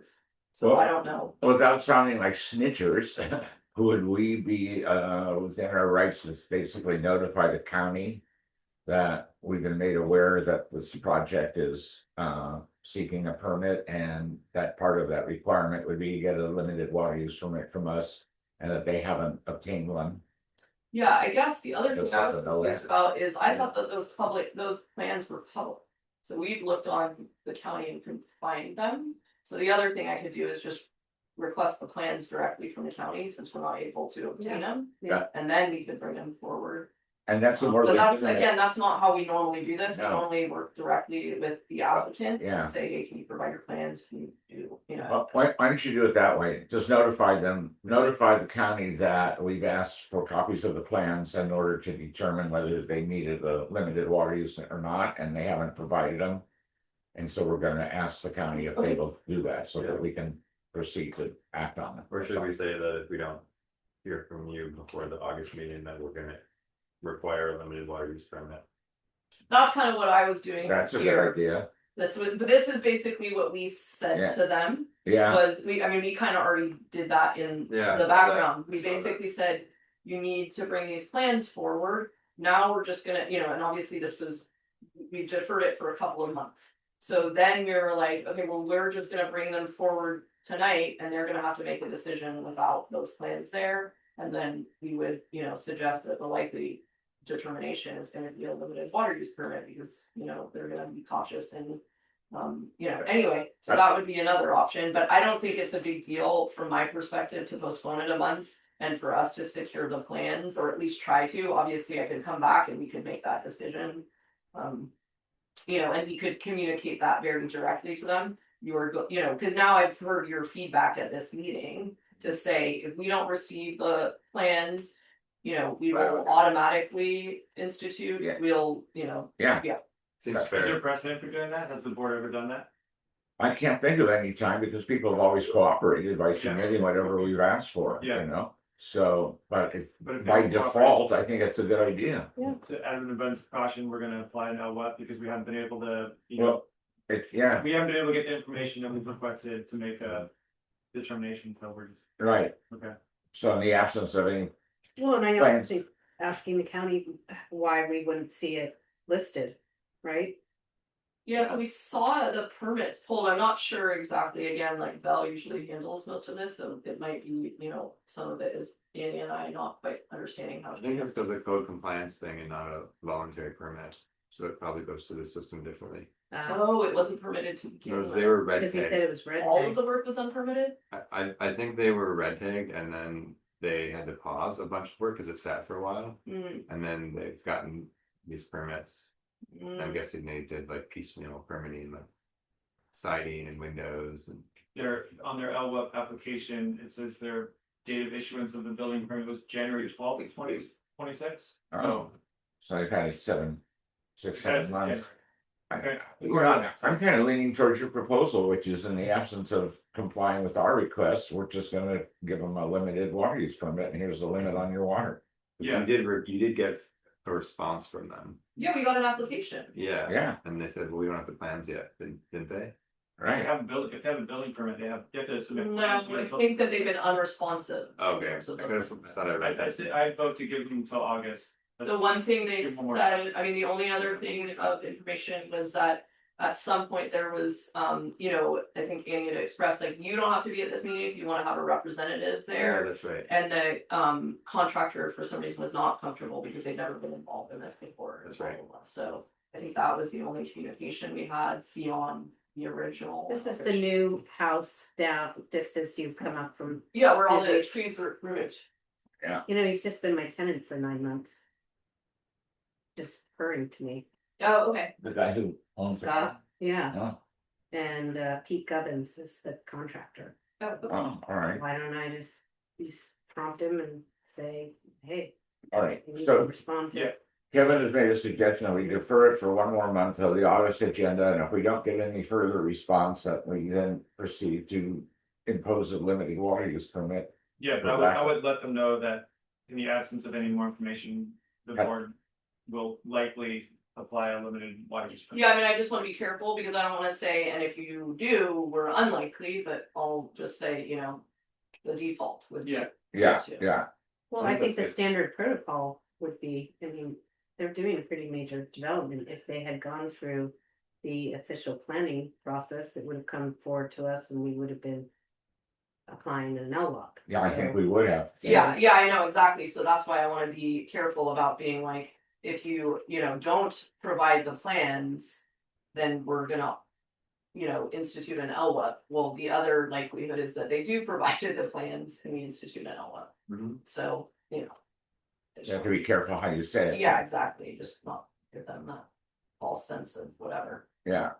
All I right, do know he's been traveling a lot. so- Yeah, no, and I don't mean to say that there's anything nefarious Yeah. around this, it's just basically we've not received any information despite.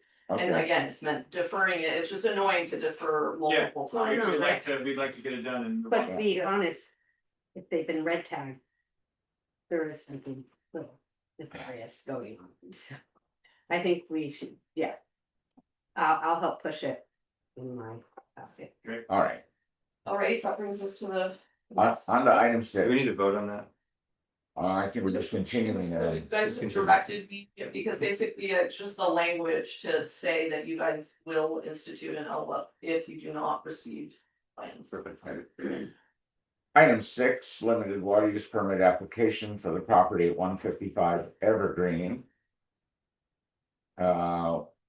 152 dash 19122, Catalina Romeo. Anybody here? In the binder, at least all I have is. Yeah, I'm not sure why that looks like that, there's supposed to be, I see that. Got the too. historical water use. Doesn't look like it's very much, but I just have nothing on what the project is. No, there's plans. Yeah, sorry, it just didn't get in Here. in our two binders. So what is it? Is it adding a bedroom or a kitchen or any facility that would increase the projected water use? Well, I was hoping somebody from this project would be here because it. In the project description, which would be the second page of the plans, it says that. I'm zooming, I can't quite read it here, Are you able to zoom? yeah. Oh, there it is. The, Okay. the previously proposed dining room conversion is withdrawn, the space is retained as garage under this permit. No increase in bedroom count, no change to plumbing fixture count. No change to building footprint. So to me, it sounds like they're just maintaining their bedroom and bathroom count. But I was hoping to ask, is anybody here from that project? Doesn't seem like it. I just want to know if they had, you know, county approval to make those changes or not, like, is that in the building permit or in the planning permit? Do they have approval to do that? Well, if they're increasing the height of these walls and redoing the roof, it would be a planning. Process first. Yeah. And I think. Only planning when. Annie or Val or you are looking through the. Files online, I think it's just the planning files, submittal files, it's not the building. Is that right, Andy? Is that your understanding? You mean that we bring forward? Mm-hmm. Yeah, what are we looking for? Yeah, we It says usually permit bring set, planning so- It's forward, usually before the building permit, that's when we yeah. get notified. Right. In This, the planning, this, Yeah, I don't know how much I want, this project was also red tagged, and so they're getting permits for work that was already done. And Okay. so they are not changing the footprint, but they are definitely.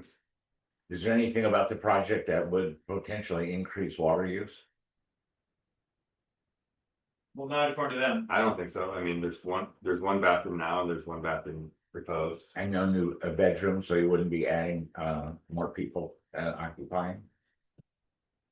I mean, That's I always been one of mean, I our would say theories. that this, Garage they're calling space. it a garage, but if you look at the elevation, there's steps up to the garage, so it's. I Oh, don't okay, wanna hard put to words in anyone's describe mouth, but your it's definitely not a, steps. it's definitely not a garage. It doesn't look like it's subject to a limited, but that's just based on what we know. It basically looks like they're converting a garage into a habitable conditioned space. Well, that would add occupancy. Yeah, I mean, I think that's sort of the way that this project is cloaked as Yeah. a garage. Yeah, so But If you look at do the we plans- have a habitation space? Yes. if you look at the plans, that's how it looks, but if you read their description under Mhm. scope of work, they say they are not converting the garage to living space, so. But Right. look at the So that's why I was elevation, hoping to ask them about the it's discrepancy. like, here's the existing, there's the doors Garage open doors, at yeah. grade, and then there's 3 steps Yeah. up. With a sliding door. So, So, It's not. and not- are you not saying your this has car. already been built and so they're now having to, they've been red tagged and they're having to submit? yeah, my vote would be that this should receive an LWOP. Yeah, Yeah, yeah, I would agree. yes. You wanna make a motion to that effect? I move to, issue or it, entangle an LWOP with the standard 2,700 cubic feet per quarter for, 155 Evergreen Road.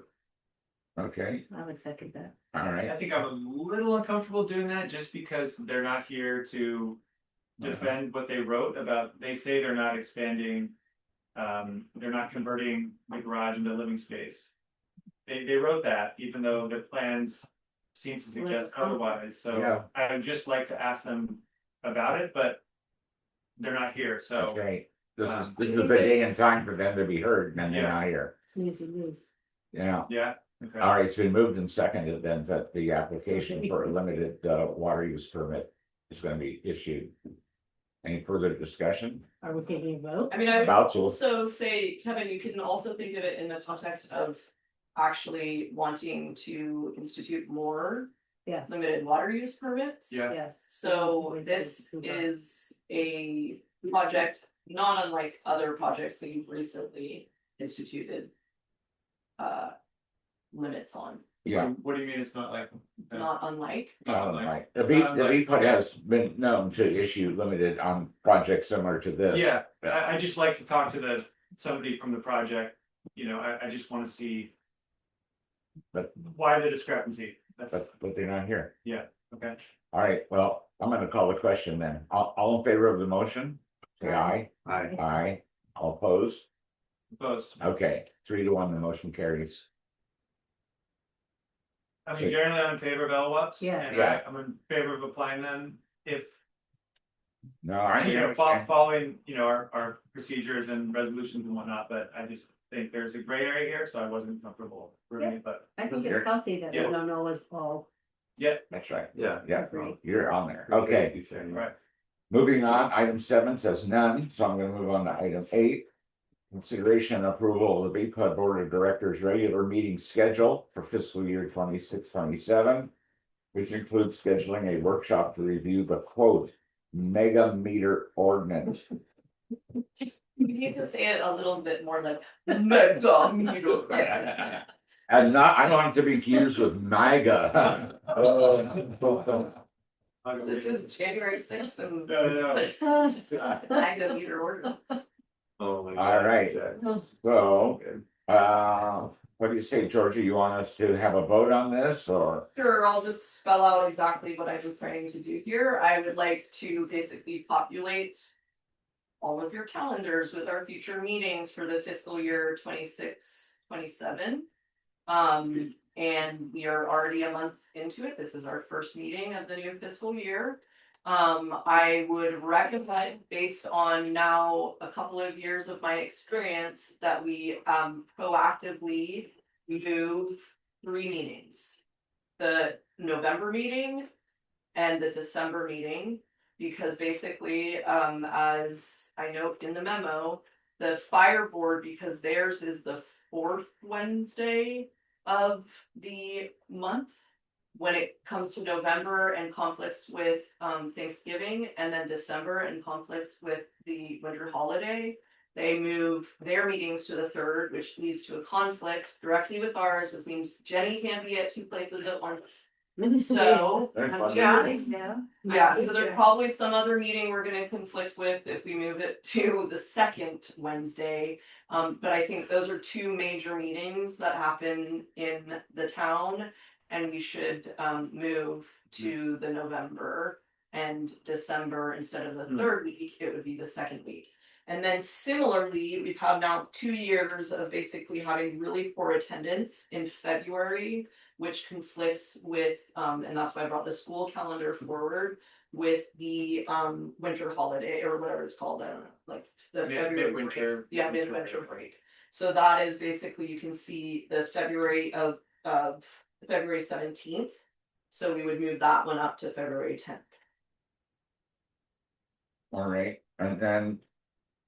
Is there a second part to this? Yeah, then there's the mega meter ordinance. I would just direct you guys, if you are, I would suggest that we have. We've talked about this before, I'm just trying to get it actually on our schedules. I would suggest we do this before Jack, leaves the board. So that basically means we would do it either, I would suggest that it's, September and October kind of window is appropriate there. We have 2 sessions scheduled, each 2 hours, with the hopes that we're able to resolve it all within the first session. So I don't think we need to consult everybody's calendars right now, but assuming you guys are on board for that, then I can start offline just coordinating those 2 meeting slots. All right, can I get a motion then to approve the proposed agenda for fiscal year 26-27, which would include these workshops? So moved. Is there a second? And we can have a little discussion. I'll second. Yeah, sure, go ahead. Thank you for including the school calendar. I really appreciate that. I have kids in school and I really appreciate you coordinating that. November 11th is a federal holiday, it's Veterans Day, so I don't think we should have our meeting that day. I would prefer to keep it on the 3rd Wednesday that month. It's still 8 days before Thanksgiving. I know there's a conflict with the fire district, but I don't think we should have a meeting on Veterans Day. It's a holiday. It's a holiday. Okay. Yeah. It's a holiday. Okay. All right. I agree with that. All right, so then we would amend this motion then to not include the month of November, right? That's what I would prefer to do. Okay, Yeah, please. leave And do November. you guys want to move the December one? I'm good with moving the December one. I think that's a good idea. Yeah. And February as well. All right, so, So December 9th instead of December 16th. Yep. And February 10th instead of February 17th. And then every other month will be the 3rd Wednesday of the month. okay, Sure. Yeah, it's good. all right, And when is Jack's last meeting? I assume December. Yeah. It's I usually believe it. at after the election, right? So you have one more meeting after. the One. election. December 9th. Yeah, so that would be my last. Okay. All right, so do you want to amend your motion accordingly then to make it just for December then? Yes, I make a motion to approve the BPED Board of Directors regular meeting schedule as written in George's memo, with the exception of the November meeting, which should stay on the 3rd Wednesday. Okay. Yeah, you I'll second. second it, all in favor? Aye. Aye. 4-0. Next item 9, resolution 2026 -8, resolution implementing the California Governmental Conduct of Interest Act. And we repeal and replace resolution 572. This is just kind of boilerplate stuff. Just cleaning up. some Housekeeping. stuff. Yeah, that we basically need to direct this resolution to the county before October. So if you guys could approve this, and I don't think there's much to talk about here. Okay, so we're gonna implement the California Governmental Conflict of Interest Act. We don't have any problems with our conflict of interest. Yeah, and approve resolution number 2026-8. That's it. Gonna get a motion to approve resolution 2026-8. I'll make that motion. Thank you. Is there a second? Second, but I do want to have a little bit of discussion. Okay. Wouldn't be a motion without you there, Kevin. Okay, it's been moved and seconded. Further discussion. So is this for Form 700 specifically, or is this No, just I in think general? that this is basically, and that's part of what was really weird about our old resolution, like when I started to clean this up, I was like, oh, our old resolution isn't like even dealing with this, right? Because Actually, there are statutory requirements for people to fill out conflict of interest. That is the entire board and me, the general manager. Then there are basically these kind of like secondary policy, well, who should, in addition to us that are required by law, fill out this, and that's where basically I'm calling forward, well, the assistant general manager, like, as an example, Belle manages resource recovery independent of me, and so she can contract with Fahey to do brines and blah, blah, blah. So she basically has like contracting power. And so that's why we're calling her out. Nobody really else at the district does. Nobody would be contracting besides Belle and I, but I'm covered under Form 700. Ultimately, it means that Belle also has to fill out a Form 700, but like we couldn't have a policy where we're like, the GM doesn't have to fill out a Form 700 or whatever.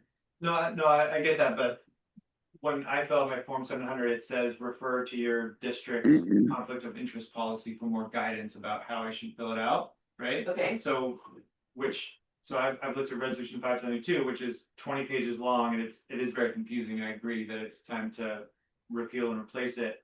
But this, what you're proposing, is very bare bones to me. It more refers to, it refers to basically government codes that outline all of that kind of conflict of interest stuff. So it's like we're not like saying we have conflict of interest stuff that is beyond whatever is the statutory mandate. Right, okay, right. And that basically means that, you know, it's like filling out your Form 700 and like there's no other further documents that we're making you fill out independent of those, Yeah. I think. And it references the state code that can change and amend, that we don't have to amend our Yes, ordinance, exactly. right? right, So, okay, So our policy is consistent with state law. okay. But it's not tailored to our district, or there's nothing specific about Yeah, well, the part that is tailored to our district is calling out the assistant general manager, and that's really beyond that, like, there's not really a need for us to like reinvent a complicated wheel that is like independent of that code. Okay. All right, any further discussion? And it's been moved and seconded. All in favor? Aye. 4-0. Okay, moving on to item 10. Okay, now here's where we're gonna incorporate item 2. Yeah, well, Review of options for meeting water and wastewater operator of record certification requirements. That's item 2, and now we're gonna discuss that in relationship to item 10, 11, and 12. 10 being approval of appointment of Evan Kahn to the position of interim chief plant operator. Item 11 is approval and appointment of Sean Morgan to the position of interim field and project supervisor. And item 12 is approval of appointment of Andrew Spalding to the position of temporary part-time operator of record. So maybe we can incorporate items 2, 10, 11, and 12 into a single discussion and either separate motions or one motion. It's up to you. okay. As folks probably know, we received the resignation of Andrew Spalding at our last meeting. His last day of full employment at the district was last Friday, July 10th. We have also been conducting, and this was approvals that the board made previously before we undertook our hiring, to hire a chief plant operator and a new position, field supervisor, field project supervisor. Yeah, so and we've talked about that, so I'd suggest that anybody in the public who's interested go back to those meetings where we talked extensively about the need to kind of bifurcate the chief operator position into 2 kind of hefty roles, so that there is more of a distribution of weight there and not so much on a single employee's plate. But item 2 really gets at the fact that the current situation is that we don't have anyone employed who has the certifications that we require to run both our water treatment plant and our sewer, the sewer ponds, the wastewater treatment facility. in compliance. Both are grade 2, and we don't currently have any employees with grade 2 certifications. Andrew, who has just left, does have a grade 3 on his water treatment and a grade 2 on his wastewater. So what basically item 2 delineates is different options that we could undertake to fill that compliance requirement, with the recommendation that we employ Andrew in a part-time temporary position until we are able, until our others, the Evan and Sean are able to obtain the appropriate grades for us to run in compliance. So how temporary that is obviously depends on how quickly they obtain those certifications. On the water side, I don't think it should take more than 6 months. And on the wastewater side, I'd say that's a little bit more complicated, but in very, I'd say an optimistic optimistic view would be that within a year, but potentially even 2 years, based on how long it had taken previous employees. So that would have been, Stu Okander, when he left here, he had not yet obtained his grade 2. I understand that even the former chief operator before Stu did not have his grade 2. So it is not trivial to obtain that certification. So I don't want to suggest that it is, but I also think that with the right support and prioritizing it, that it's not unreasonable to think that we would that Evan or Sean would obtain that certification within the next 1 to 2 years. So the idea here is that obviously this is contingent on it's an at will. I mean, all of our employees are at will. But the idea is that this is an arrangement that can, if in as much as it serves both Andrew and the district, then we can continue to do it for, potentially the next 2 years if it takes that long for us to obtain those certifications, or if for whatever reason it's not working out, we can try to find another option. So anyways, that's what the 3 items that follow are basically approval of the various employees into those positions.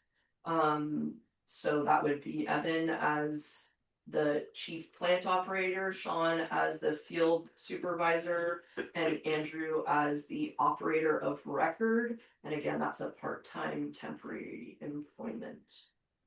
Okay, can we deal with that in a single motion then to approve items 10, 11, and 12? Yeah, there's just one other thing, which is basically because the employment of Andrew could potentially impact Stinson, that's where Andrew is moving.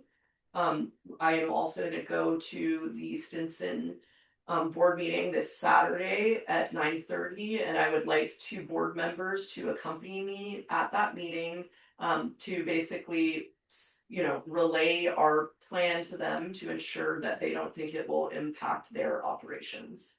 To be clear, though, there's extensive materials, and I encourage anybody in the public who cares that is, a detailed job description for all 3 positions, but in particular related to the operator of record, because that's the only one that's new that we're actually talking about here today. And it basically specifies that, it's very nominal number of hours that we would expect Andrew to help the district, and that those hours would occur outside of normal business hours at Stinson. Great. Okay, so I believe there are 2 members of the board that are willing to join you in going to the Stinson board on the next meeting to do Okay. that. Okay. Okay, so So can I get a motion then to approve items 10, 11, and 12, appointing these 3 individuals to the positions that were enumerated? Buddy, I so moved. thank you. Can I get a second? Sure. Thank you. That sure constitutes second. All in favor? Aye. Aye. Aye. All right, that takes us. great. Yeah, just thank you to all of those employees, especially Andrew, who is obviously sad to see him move on, but really appreciate him helping us. Yeah. Yeah. For outlining everything. And I have a question. What is the prohibitive factor for getting that? Like treatment? Is it hours? Is it just time? Yeah, so it's basically you have to have so many, you have to, well, there's, um, The sewer ponds one, right? yes, yeah, exactly, we're just talking about so there's this preliminary step that is not present on the water side, which is basically, qualifications that I would almost define as prerequisites. So depending on the, like the educational background that somebody comes in with, if they come in with a bachelor's, then you basically stream right through that process. Oh. If you don't come in with a bachelor's, you have to obtain all of these educational points in order to become what is an operator in training. And then you also, in addition to those educational points, you need full-time, basically 1,800 hours is like the qualification to and what is very difficult here is that we find ourselves in this like catch-22 because employees here have to split their time between water and sewer, and so it's actually difficult to obtain the number of hours to comply with those hours, you know. So that's again something, we have a meeting set up with this, and it's also ridiculously complicated, like the certification, and particularly within that wastewater. So we have a meeting set up with, you know, the certifying agency tomorrow to see, because there's sometimes like rules that you're not even aware of. So just kind of like to lay out all of our cards to say like, hey, this is, and you know, do you see any of these cards that can basically get to a point where you can, you know, they would qualify for their grade 1. The other important factor that has, you know, been a barrier, at least recently, is that the grade 2 test is actually quite difficult. Okay. So we've, you know, people have taken it, it's really not uncommon to fail it. So even once you've obtained all of that stuff, that's basically just qualifying you to take this test that then actually turns out to be quite difficult. Thank you. And there's somebody seeking admission.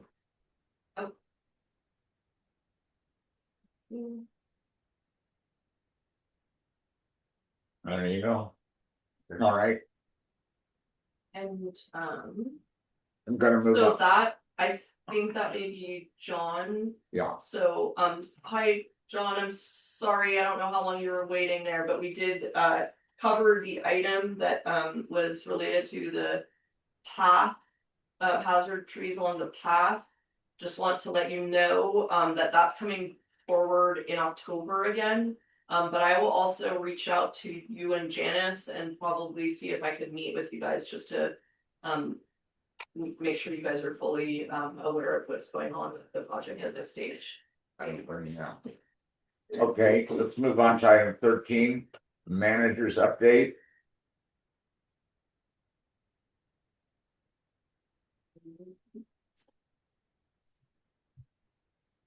This light is, Yeah. Kind of flickering. Makes me feel like a storm is coming, it's like the wind. You might see the bulbs. The dimmer. yeah, the The bulb. dimmer, where's that switch? Over there by Jenny's head. I'm gonna try to screw it in. Yeah, dimmer, No dimmer? no dimmer. It was gonna be hot. Yeah. Oh. That was good, you got me. I don't think it's gonna fix it, but try it. Okay. You want me to take it out? Maybe undo Should I- it. should I undo it? It's not hot. It's not.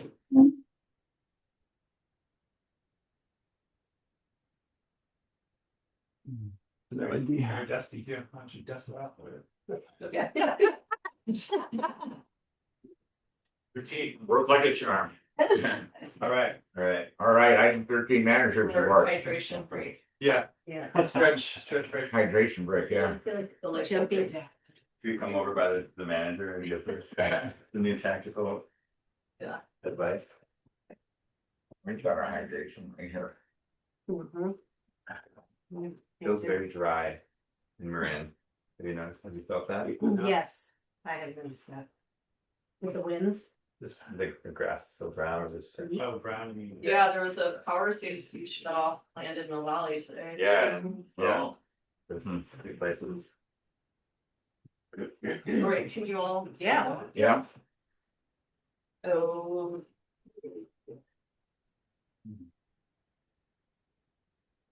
So this is kind of one point, just looking, if there are people in the audience, I can't see the screen. They Yeah, can't yeah, they can, she's sharing. I'm the screen. sharing my screen. and- Oh, you mean? Oh, that, yeah, oh, yeah. right, Jenny. Turn the little one You around. can turn the laptop. Oh, yeah.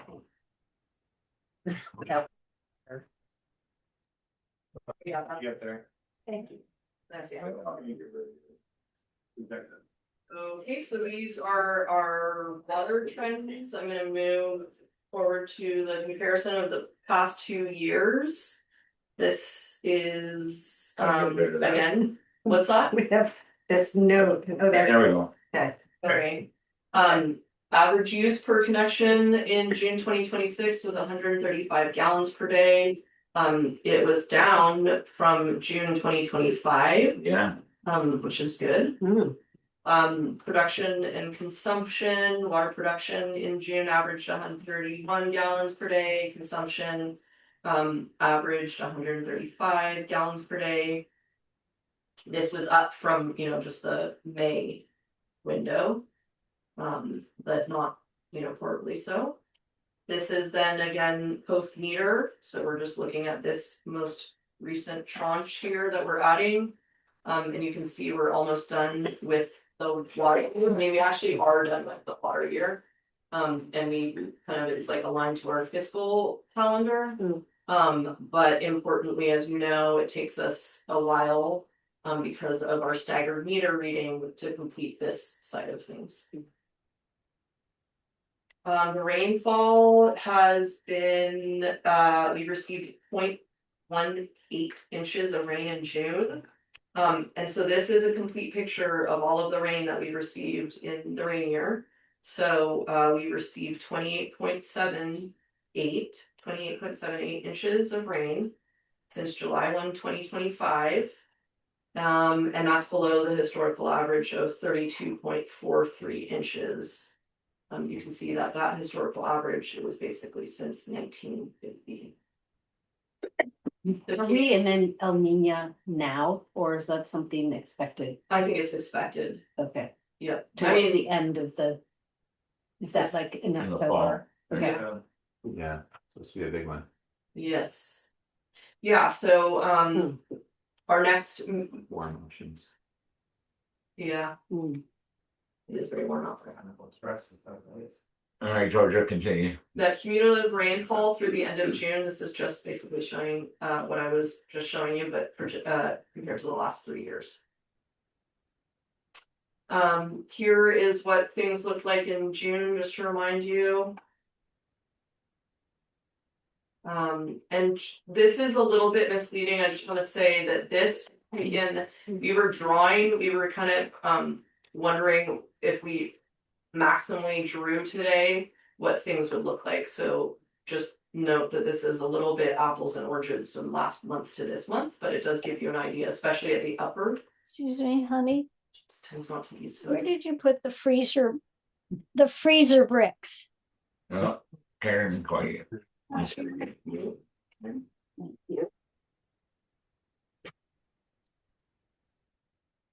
Okay.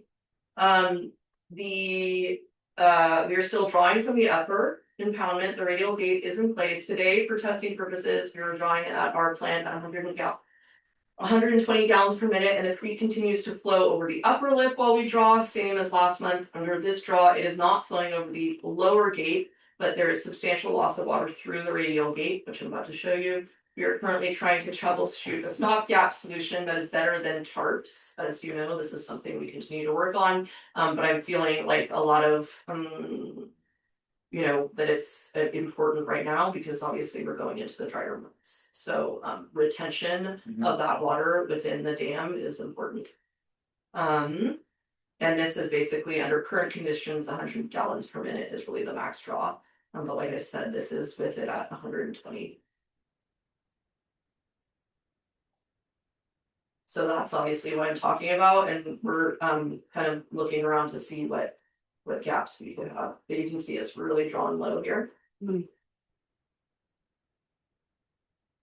And then this is what the upper looks like.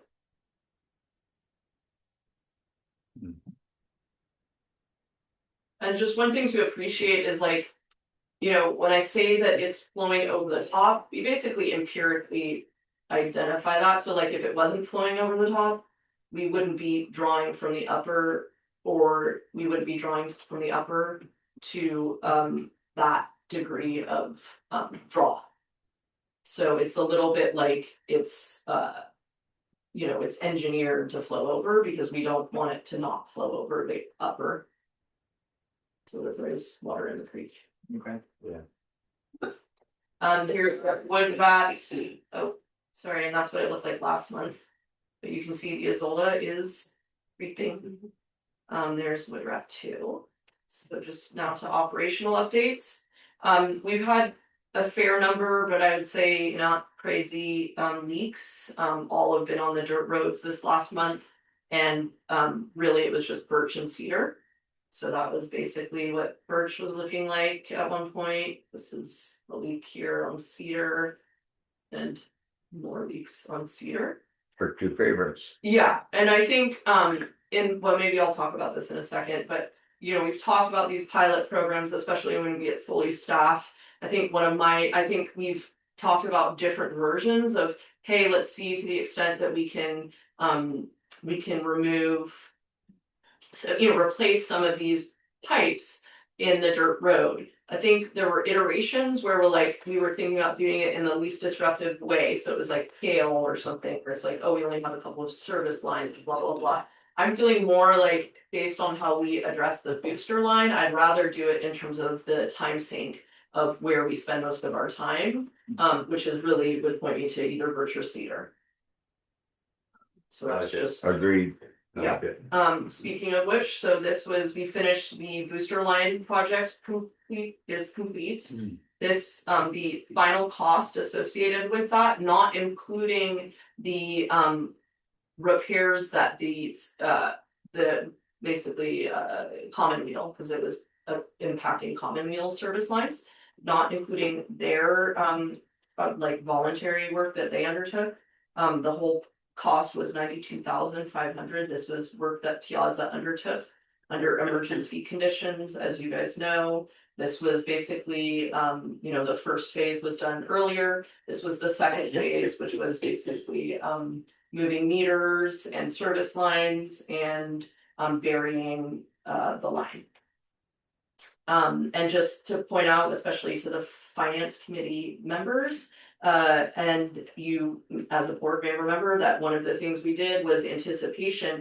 This was not a budgeted project, right? This was on our 5-year capital improvement plan, but it was like 4 years down the road. But basically we got to that unsustainable point where we were just having to address the booster line every day, multiple times a day. And so that's why we undertook this emergency repair, to just replace the entire project and basically move it up our capital improvement plan. So that meant that we didn't actually have all of that money there to undertake the project. We basically borrowed, you know, our own reserves to do this. And so in the fiscal year budget for 26-27, so now for this year, we essentially assumed that that project was going to be about $80,000. And so we set that aside in our budget for that. So ultimately, obviously, you can see it's over that original estimate by $12,500. So I will recommend that the finance committee bring in that $12,500 in the 27-28 year, so that effectively that project has been,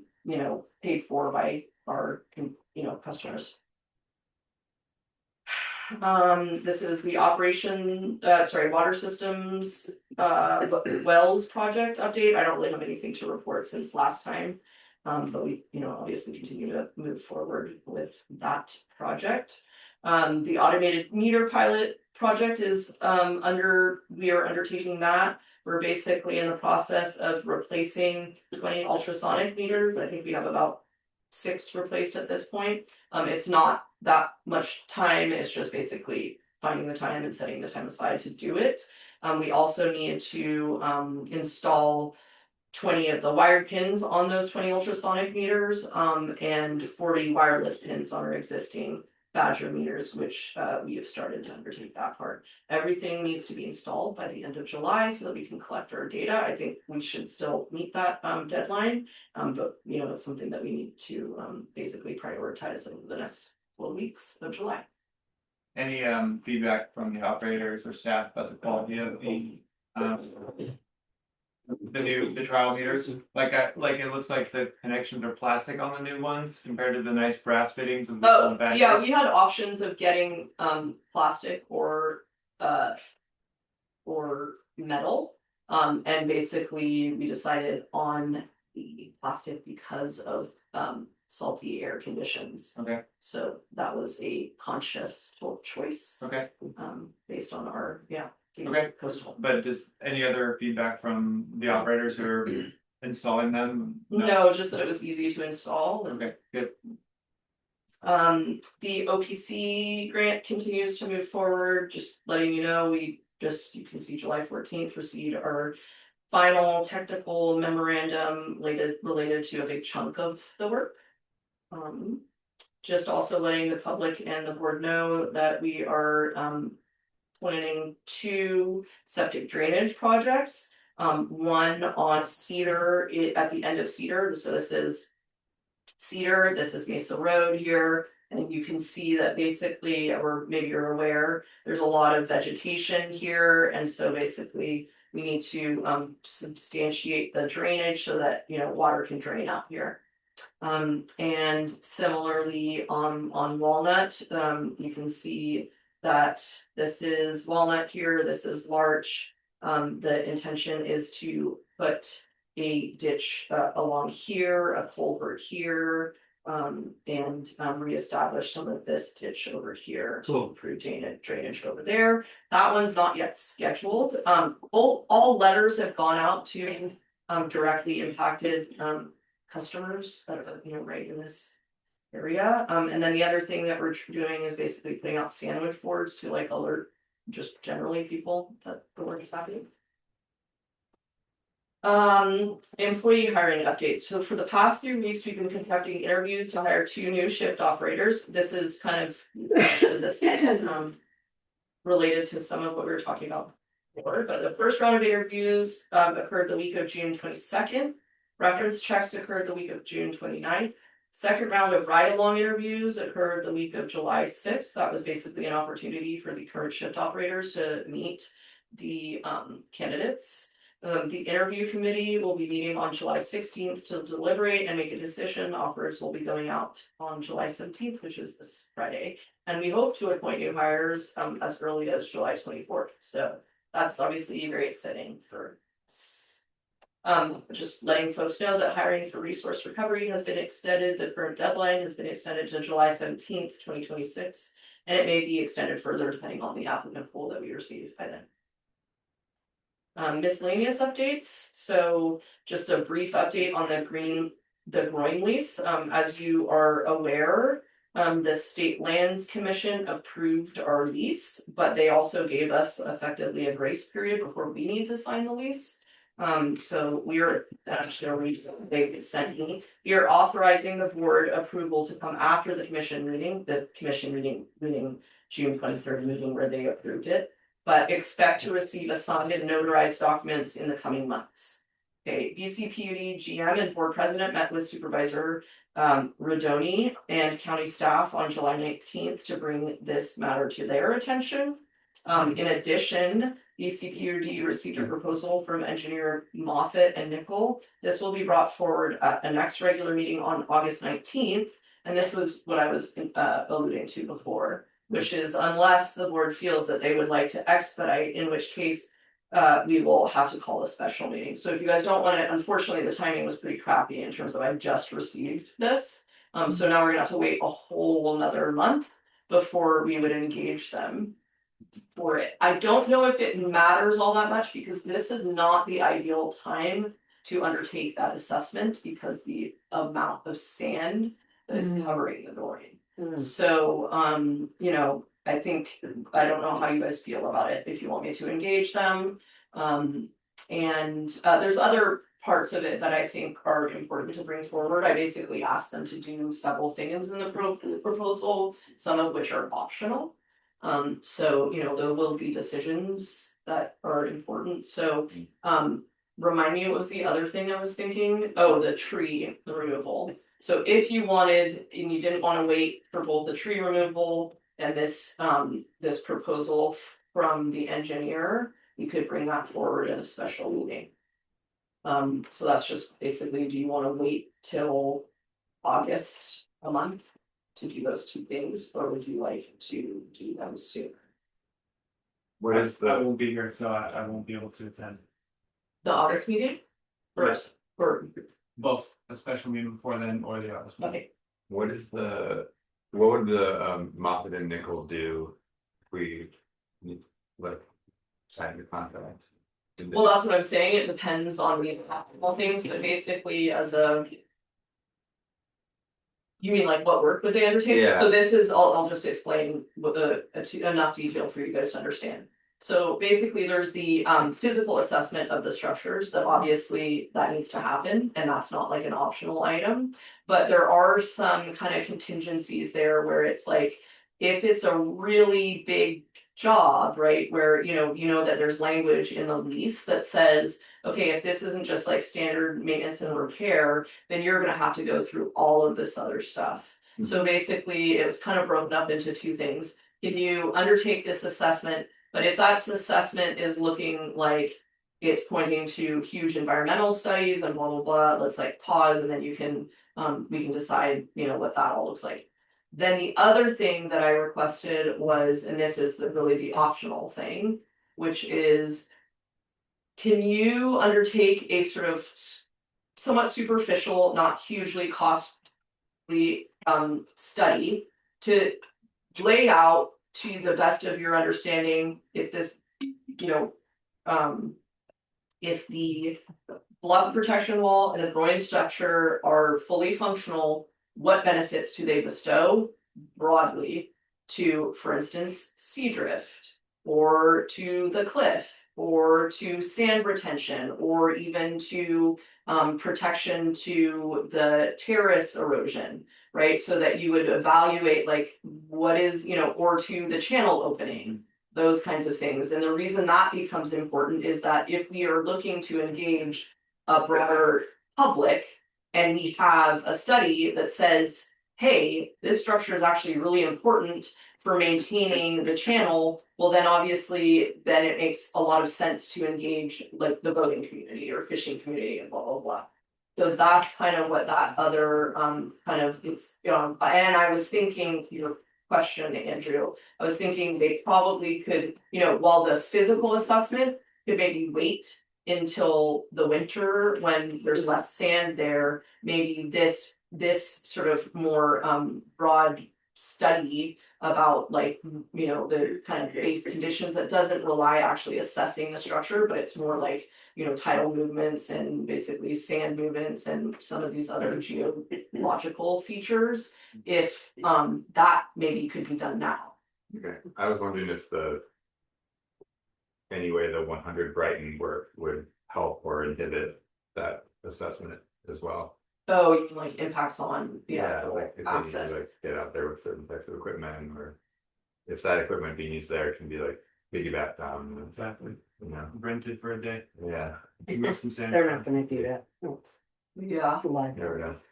Wouldn't hurt to ask. Just wondering, it's not something that we have to like shape our. yeah, I mean, I think it's probably more like I was describing it, where we're basically waiting till the winter. I mean, they could do it now, it's just like, I don't know if the cost would go up or the assessment isn't quite as good, like. Basically, I can talk with them about, you know, cause I basically got the proposal from them and they said, hey, you know, apologizing for not getting it before this meeting. And we're saying, but, you know, in reality, this work would be best done when sand levels are lower. Okay. Which Right. is what Gannett Fleming was planning when they were doing it too. It's just, obviously it. In terms of like the state lands commission being like, we need to sign this thing, it's like, we need to get this done Yeah, before we sign anything. And so, you know, in as much as maybe I talk to them and I say, okay, what is the capacity for you guys to do that now? And what is the drawbacks? Yeah. Then we can make that decision. I don't know that why there would be any drawbacks about just approving it now. If the scope and the budget, and then we leave it up to them to schedule the work when they can, right? Yeah, I think the issue is that they could do it now.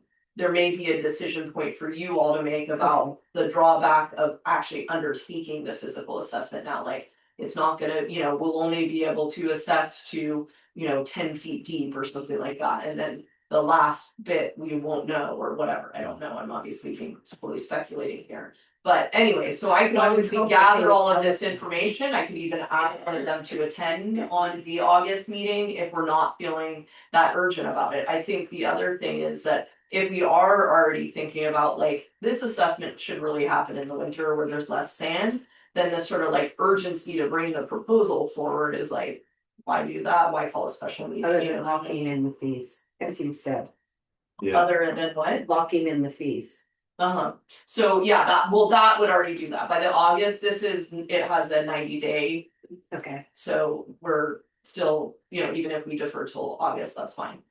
You might ask them, what's their lead time to get on the schedule? I mean, I would hope that they, as the professionals would say, this is not the optimal time Yeah. because. Yeah, they That's too basically much have said that already, but they didn't make it, they said it's, it's dependent on our urgency to get it done. I don't think we have that sense of urgency. I think we should, Bring it continue. forward in August. Yeah, Okay, But isn't there some urgency with the state land commission? I mean, and as much as you can see their statement there, documents in the coming month. coming months, in other words, they know that we need flexibility for, continuing to. We're not gonna sign this lease the way it is now, we're trying. Say this, I mean, I think all of this is important if we're gonna engage other agencies to help us with it. So in terms of that urgency, I think it's important. However, I would say that, like, that's why I'm kind of thinking about if you guys are willing to undertake that other study that is broader, that sort of outlines the broad benefits of the structure. Like that again, maybe that can happen sooner rather than later. It doesn't have any physical constraints to it. And then ultimately that material or that like sub-study could serve a purpose of engaging these constituents. Like, hey, we don't yet have the physical assessment done, which obviously we'll share that with you as soon as it is done. But we do have this preliminary study that says like, by the way, whatever voting of California or whatever it's called, like this, this structure is very important for maintaining channel opening or whatever it says. So I just think that ultimately that study to kind of expedite that study can ultimately serve engagement of those agencies or constituencies that we want to bring on board. and that's the Moffett and Nickel that does that too. Yes, that would be Moffett and Nickel, and when I bring the proposal forward, you'll see that that's just basically an optional line item. That is just like independent of that. what if we just authorize, Georgia to engage them for the purposes that you just said? In other words, leave it to your discretion to get them started on something that you think would be worth starting on. Well, I don't know, I mean, that's the thing is that these are really expensive things, and obviously we have growing money set aside. But it's gonna be like a big chunk of that money gone, so I wouldn't feel comfortable without bringing this forward into a board meeting and having And approval. is Grace here at the next meeting? I think so. When's This Kevin's is your meeting? last meeting. She's back by August, yes. I think Grace said she'd be here in August for the. Yes, she will, And because, then just Kevin is not here in August. right. Okay. Anyway, Okay. so I'll bring this forward in August, and we can In August. set again, Kevin. Talk about it more. Can you like send it to the board before? Yeah, the proposal? Yeah, of course, okay, let's do that. Is there no historical document? Justifying the growing and its There is, purpose? there's feasibility study, I mean, there is a lot of historical documentation. There is basically, but the biggest feasibility study that was done prior to the building of the current. Growing right now. I think contemplated a slightly different structure, so that's where I'm like, I don't know exactly some of the assumptions that were made around the benefits of this, and so anyways, and I think also it doesn't. expressly address some of the other benefits that I'm wondering about that could potentially engage broader communities such as Seadrift. Okay. Right, so if we can, if the groin acts as a protective structure to ensure that the like end of Seadrift is kind of anchored right there, which there is some speculation that I've heard anecdotally is the case. It's like if that study could assess that and say, yeah, it's very likely that the structure is doing that, then basically that allows us to engage Seadrift and say, by the way, were you aware of this study? And are you aware that this structure is important? You know, obviously the more Yeah. people that we broaden that benefit, the more options we have for people like, you know, helping us. Yeah, Yeah. that's a good idea. You mind if I got that, John? We're good. I got it. Just briefly, I also attended a drought task force. This is the district is a member of the drought task force, which is related to SB 552 legislation. It's basically county requirement around the need to manage wells. Some of those wells are obviously within our district boundaries. In as much as this is not like a direct requirement of ours, but we are basically an interested and knowledgeable party. We basically I join these meetings to, you know, offer my wisdom. Cool. No, I don't, I mean, it's also a good learning opportunity. I think it's really nice. I've engaged also the county in terms of county staff that directly manage the wells. Because I think it's important, even for our OPC study, for instance, we had to identify where all the wells are. And to the extent that that data is not great, it's nice to have somebody at the county that you can verify, like, hey, is there actually a domestic well here? Because, you know, the Department of Water Resources says there is. Anyways, that data is not really nice from the county, unfortunately, though. I also attended Alliance of Coastal Marin Villages meeting. We met with Supervisor Rodoni at the West Marin Service Office in Point Reyes on June 29th. We discussed the County of Marin's West Marin visioning plan, so I would encourage people to look at that. We discussed the County of Marin's long-term planning to address sea level rise. And the Alliance has a new website, so I would encourage the public to go look at that.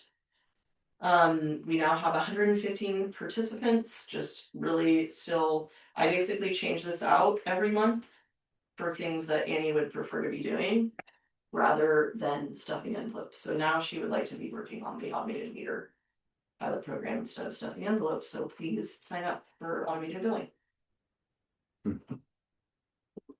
Just reminding folks that the opening to declare your candidacy is now open, and it closes on August 7th unless all 3 seats don't re-up. We already know Jack is not re-upping, so it's gonna extend to August 12th based on that. We continue to advertise these facts on Nextdoor and the Hearsay. That's the end of that. Thank you very much. Thanks, Georgia. Yeah, thank you. Always good. All right, special reports and updates. Item 14, update on the pedestrian bike path repair. Is there anything to report? Nothing really, except just letting you know that I'm continuing to work with DPW staff and CBA staff to make sure that try to make sure that this project doesn't get vastly expanded in scope. Okay, We're basically addressing the incompleteness items. Yeah, so. all right, we've already done item 15. The next item is, I think we only deal with those that are in bold, which would be the bike path ad hoc committee, which is item 18. Already discussed that in the context of the item that I just went over. Right. That moves us past standing committee updates to approval of meeting minutes, excuse me. Item 24 is the minutes of the regular meeting of June 17th.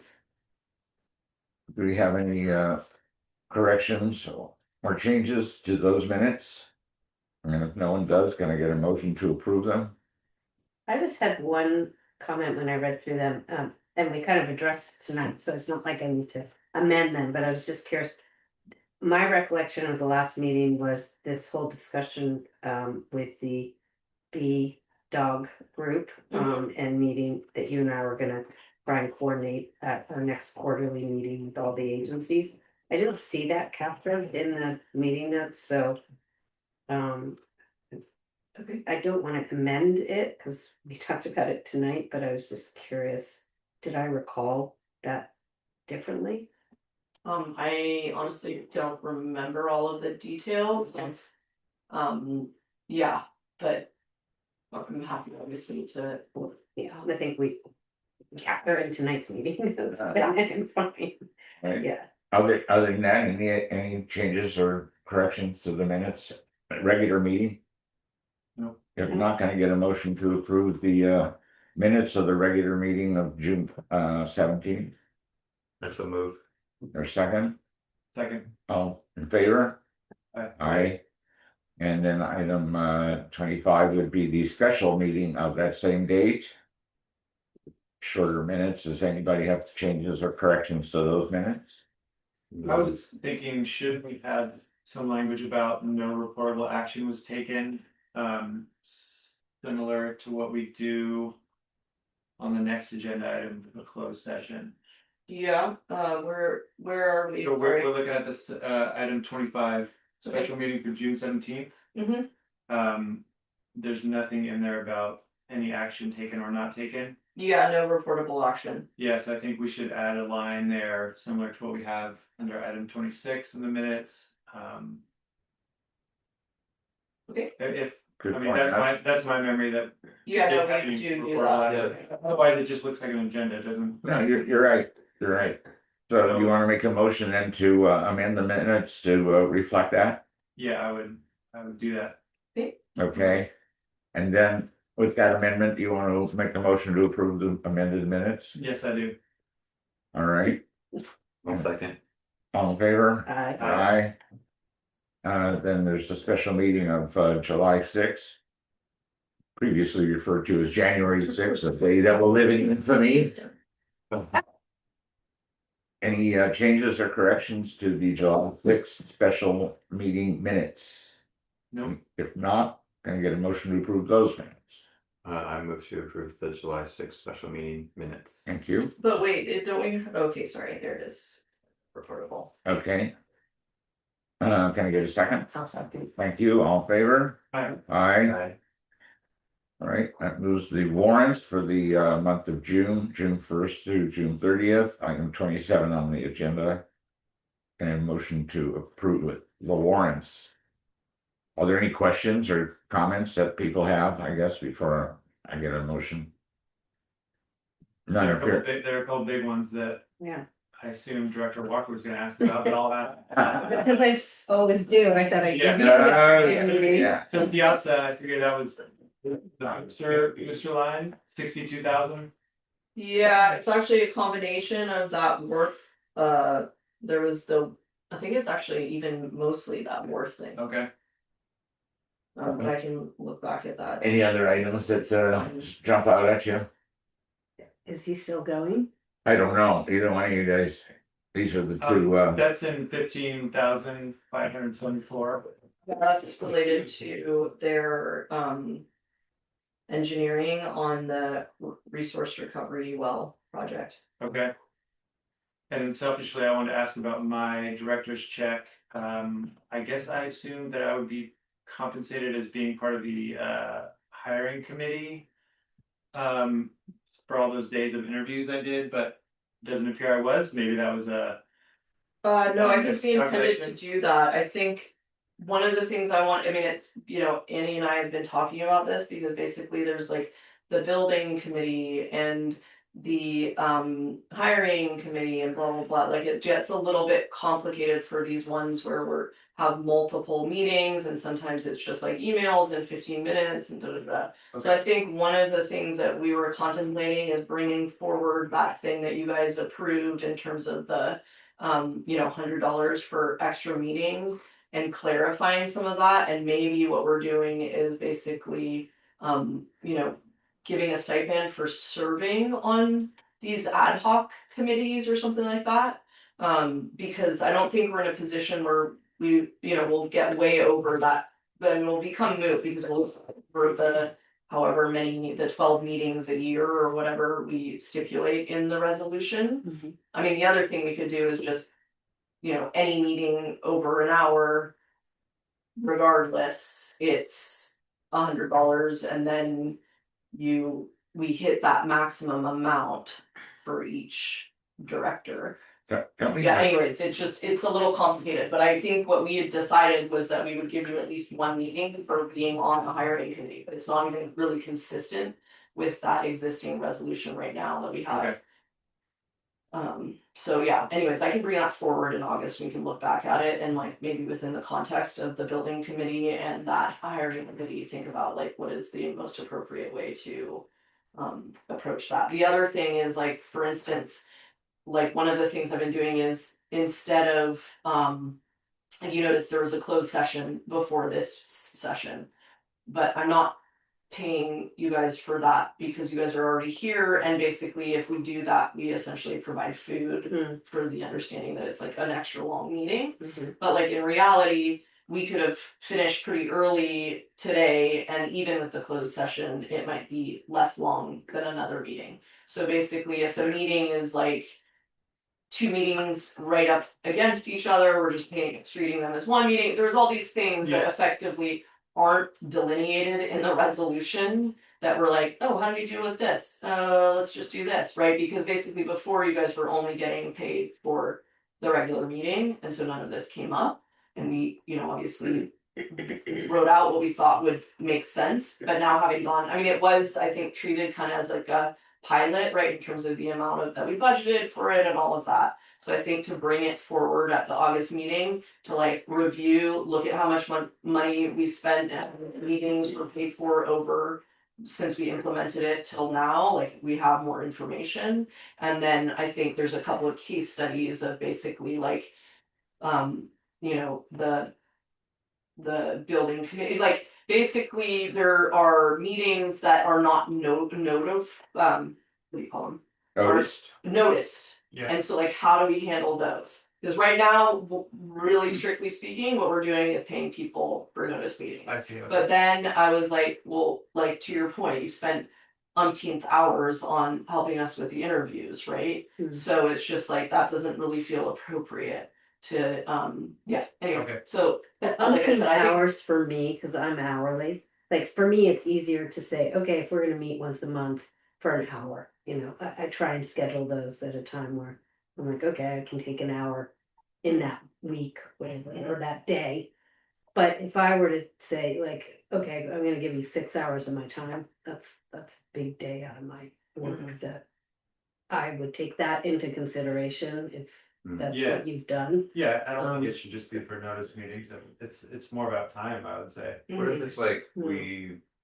we do notice meetings, get what is it, $100? Mhm. And then we keep track of all other meetings, and then there's like a true up at the end of the year, and if you've done less than 12 noticed meetings, then you just like take the time that you've done in these other ad hocs and it just bumps it up to 12.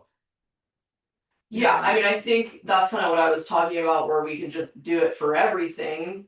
And then you're just up, assuming that a meeting is an hour or longer. I think that's you need some kind of threshold, right? Mhm. Because like I said, basically it's like, if I get on, a 15-minute meeting with you guys related to the building committee meeting is like, oh, is that meeting the threat? You get into these complexities. So anyways, I'd say let's bring it forward in the August meeting. We can bring it back and then just basically, Except that Kevin's not gonna be here. Oh. That's all right. well, we Makes it can easy. bring it forward We can in discuss on my behalf. September. Too, if you guys want it forward in September. I'm okay if you want to talk about it in August without me, but No, we want to talk about it with you. Yeah, I'd rather talk about it with you. Oh. I'm glad you brought it up. yeah, and you can be here then soon. Big stuff. You be available that? maybe not, probably not. I mean, Okay, I think that's the other thing is that we don't have a very good tracking system. So part of the notice meeting is like, we know that we're Yeah. meeting. Yeah. Right, and so then we're like, oh, looking, da, da, da. So, some of it is just like also developing, like, what does the tracking system look I like? can tell you for me and my time, I do track. Yeah. I mean, like, if you were to ask me, and I think I've shared this, if at the end of the year, I could go back through my calendar and Yeah, look pretty quickly. Now, if we have a quick conversation, I might write that down if it's a 15-minute conversation, because I'm kind of looking at how do I spend my days Mhm. in my nonprofit versus my mhm, civic versus my work. mhm, Well, let's talk about it. I mean, I'd be happy if you were to ask mhm. us to track our own. Yeah, I mean, their that's not time. what we sort That's of, something we could do that Yeah. you shouldn't have to do. Yeah, yeah, we don't I make think more work. too, it's just obviously that needs to be communicated to Annie too and blah, blah, blah, so it's just like. To the extent that it's more work for Annie to track all of this too, it's just like, I don't wanna make it a big burden. And in addition, like you said, like. There's basically where Jack has worked with me on the groin and all of these, Yeah. like what was the other thing? I don't know, something else. So it's like, we talked about this at the time, there's basically formalized things, and that's kind of what our, the resolution right now calls out. And then there's all of this other stuff, and to the extent that I make that, we talked about this like kind of balance, right? Because it's like effectively, if every time I reach out to Jack, I'm like, oh, well, that's gonna cost the district money, to what extent does that factor into my decision about like, I'm just gonna do this on my own, right? So Mhm. it's like, you wanna balance that Yeah. with like ultimately. Okay, it's really important for me to go to Jack and talk to him about this issue that's coming up, right? Mhm. So I think that's also part of it, is like at some level, obviously, these are not paid positions, Right. they're volunteer positions. Right. And so, and we're trying to come up with something that feels like fair and that's within some kind of defined budget, right? Mhm. Well, I probably put in as much time on the correspondence back and forth over that easement agreement as I did sitting in a 1 hour meeting with Dennis Rodoni and all the people about the groin. In other Yeah, words, exactly. one of them was a formal meeting with all of us sitting around Exactly. the table and we talked about it. But all that stuff on the easement agreement and the back and forth with the lawyer, that probably took as much time, but I didn't Exactly. consider that to be a meeting, because Yes. it was over a period of a month or something. Yeah. So I don't know how we differentiate between those two, because your point is you're keeping track of the time that you're giving, so. But Not if that I I'm were to looking- give 4 hours, that would be tougher for me than to. Yeah, no, I think the point is well taken, which is you can spend the same amount of time on an issue over a several day period as you would sitting in a 1 hour meeting. Yeah, and so this is why I basically thought, this is kind of why we were going back to, well, maybe what we're really doing is streamlining this whole thing. And basically, you're on the legal counsel, and that's why I'm often coming to you for this advice. Yeah. So then if you had a stipend that just effectively reflects that, then it's just like, again, it's not perfect, but it effectively acknowledges, and especially, if somebody, for instance, you guys are on the ad hoc building committee, so effectively you get a stipend associated with that. In the end, ultimately, what we're doing is paying the directors more to compensate for their time, Mhm. but we're not trying to come up with a incredibly complicated system. I thought we also talked about a cap also. We did, so that's where the 12 meeting cap, I think that's in the resolution current. So we have to maybe redefine it so that it's not necessarily an official meeting, because what we're really talking about is compensating people for the time that they're putting out. Issue with just basically like, we talked about this we're developing that resolution, Yeah, right? Some of it is basically, we could just pay each director more. Just up the regular meeting pay, and that obviously means that you're more compensated for your time. Some of the things that you guys brought up though is like, depending on the director, they can spend more or less time. I would say right now, you guys are all contributing in different ways, and so it feels pretty even in terms of the amount of time that people are putting in. Just like, like you were saying, like a half an hour conversation with Kirsten about whatever, or that, but you want to develop this for not just this board, but for future boards. And there may be other board members that end up not contributing that amount. And it really does, do want a little bit more nuance where people are getting, compensated if they are contributing a lot more than another director. So anyway, I'll bring it forward. It'd be cool to see all the data. Yeah. of the Okay. time. Sorry- Meanwhile, it makes sorry me to really derail. happy every time I see the Sharpie. That's nice. So thank you. So. And made Kevin sad to see they didn't have Well, that. Kevin's not gonna sign up. Did we ever vote on the warrants? No, We had a motion and a second, I No, believe. you No. asked about the meeting. We didn't even do the motion. No. No, because people started asking questions. All I right, move to so approve the warrants. I move the to- nerve. Go ahead. I move to approve the warrants. Second. June. All in favor? Aye. Aye. All right, and the bell goes off. That tells us something right there. All right, so I'm just gonna skip down and stop at the next meeting. Because we've already talked about future agenda items and things like that. We didn't talk about future agenda items. did we? About what? I had a question about future agenda items. Oh, sure, go ahead. And since you've been talking to about the building committee, I was wondering if that's gonna be coming up finally in one of these meetings, an update on what's going on about the building, because I have some. Is this building that we're in? Yeah, And that building committee has been pretty focused just on the lab building.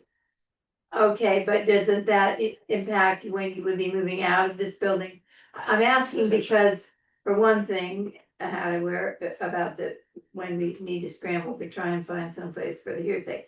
And also the floor is really falling out in that building, like, I mean, the hole where you sit is getting bigger and the wind is just blowing up. Anyway, it's, I don't wanna say anything about it if there's a plan. Can we get you a jacket? I'm wearing stuff. Oh, okay. But, you know, I guess I don't wanna go into it if there's gonna be something, but I see it in many of these meetings, there's no report on what's going on with the buildings, and there are also some things coming up in other meetings about space for needed agencies or buildings or whatever, or housing, whatever. And if this is going to be available in some near future, it would be nice for this building to be in part of the conversation so that planning can happen and some proposals can come up. So I guess that's a long way of asking, is there gonna be any time when we talk about this property and the building on it and like that? Sure, we can always talk about this building and the extent to which that's a very complicated Yeah. conversation, and that's why our building committee is really focused on rehousing us and trying to come up with a plan for rehabbing the lab. Like, again, that was the primary motive of extracting us from that broader community conversation.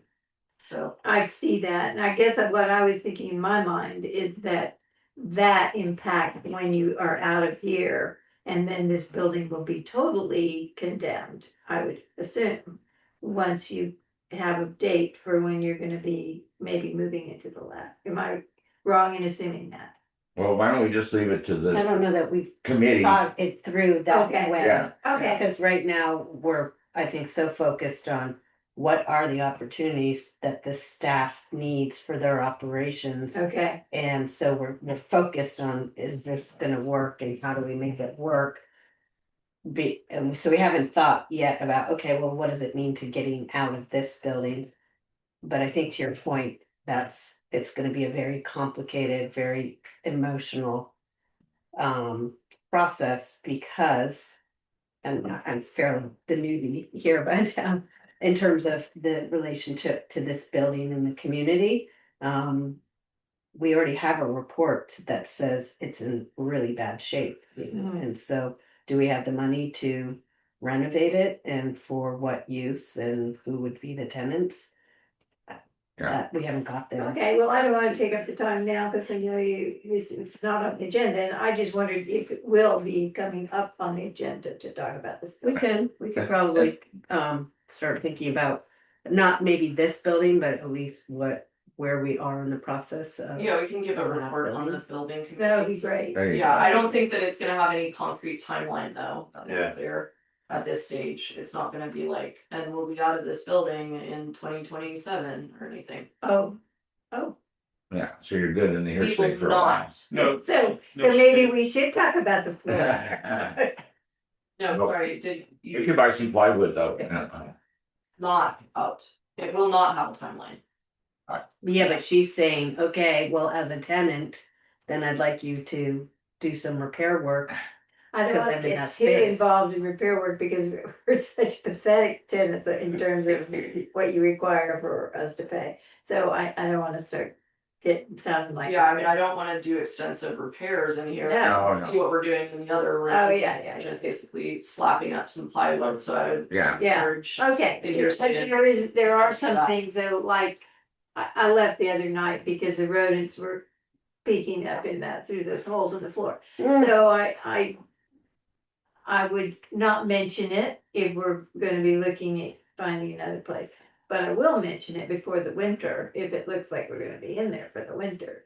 Well, I unless mean, I you think use that it- this is the unless you're complicated thing though, creating- because if we're putting a bunch of money into restoring the hearsay, then I would suggest that the hearsay should try to find somewhere else, like, and I'm not trying to be harsh about this, but. I'm not saying a bunch of money for fixing that up. Yeah. I'm just saying there are holes in the floor that are getting bigger and the chair is gonna fall. Yeah. one of these times. So that's why I'm saying, I mean, I think, given the nominal amount that the hearsay pays, like, it's basically a free space. Sure, And I would encourage folks from the hearsay to look at what we're doing over here sure. and see if you guys can, purchase some plywood and just put something down there. And I don't mean to be harsh about it, but it's not a normal tenant lessee relationship where it's like we. No, and that's not what I'm asking at all. No, I know. That's, I'm saying, do we wanna do that? I'm just looking for, yeah, it looks like we want to. all Anyway, right, let's wrap thanks. it. Appreciate it. Sure. Then we're gonna go on to Thank the you. next meeting date. Thanks, guys. for All your- right, Good night. Bye. looks like it's August the 19th, is that right? That's right. Yeah, All righty, in that case, meeting is adjourned. thank you. Thank you. Thanks, guys. You too. You and thank you. I don't know if this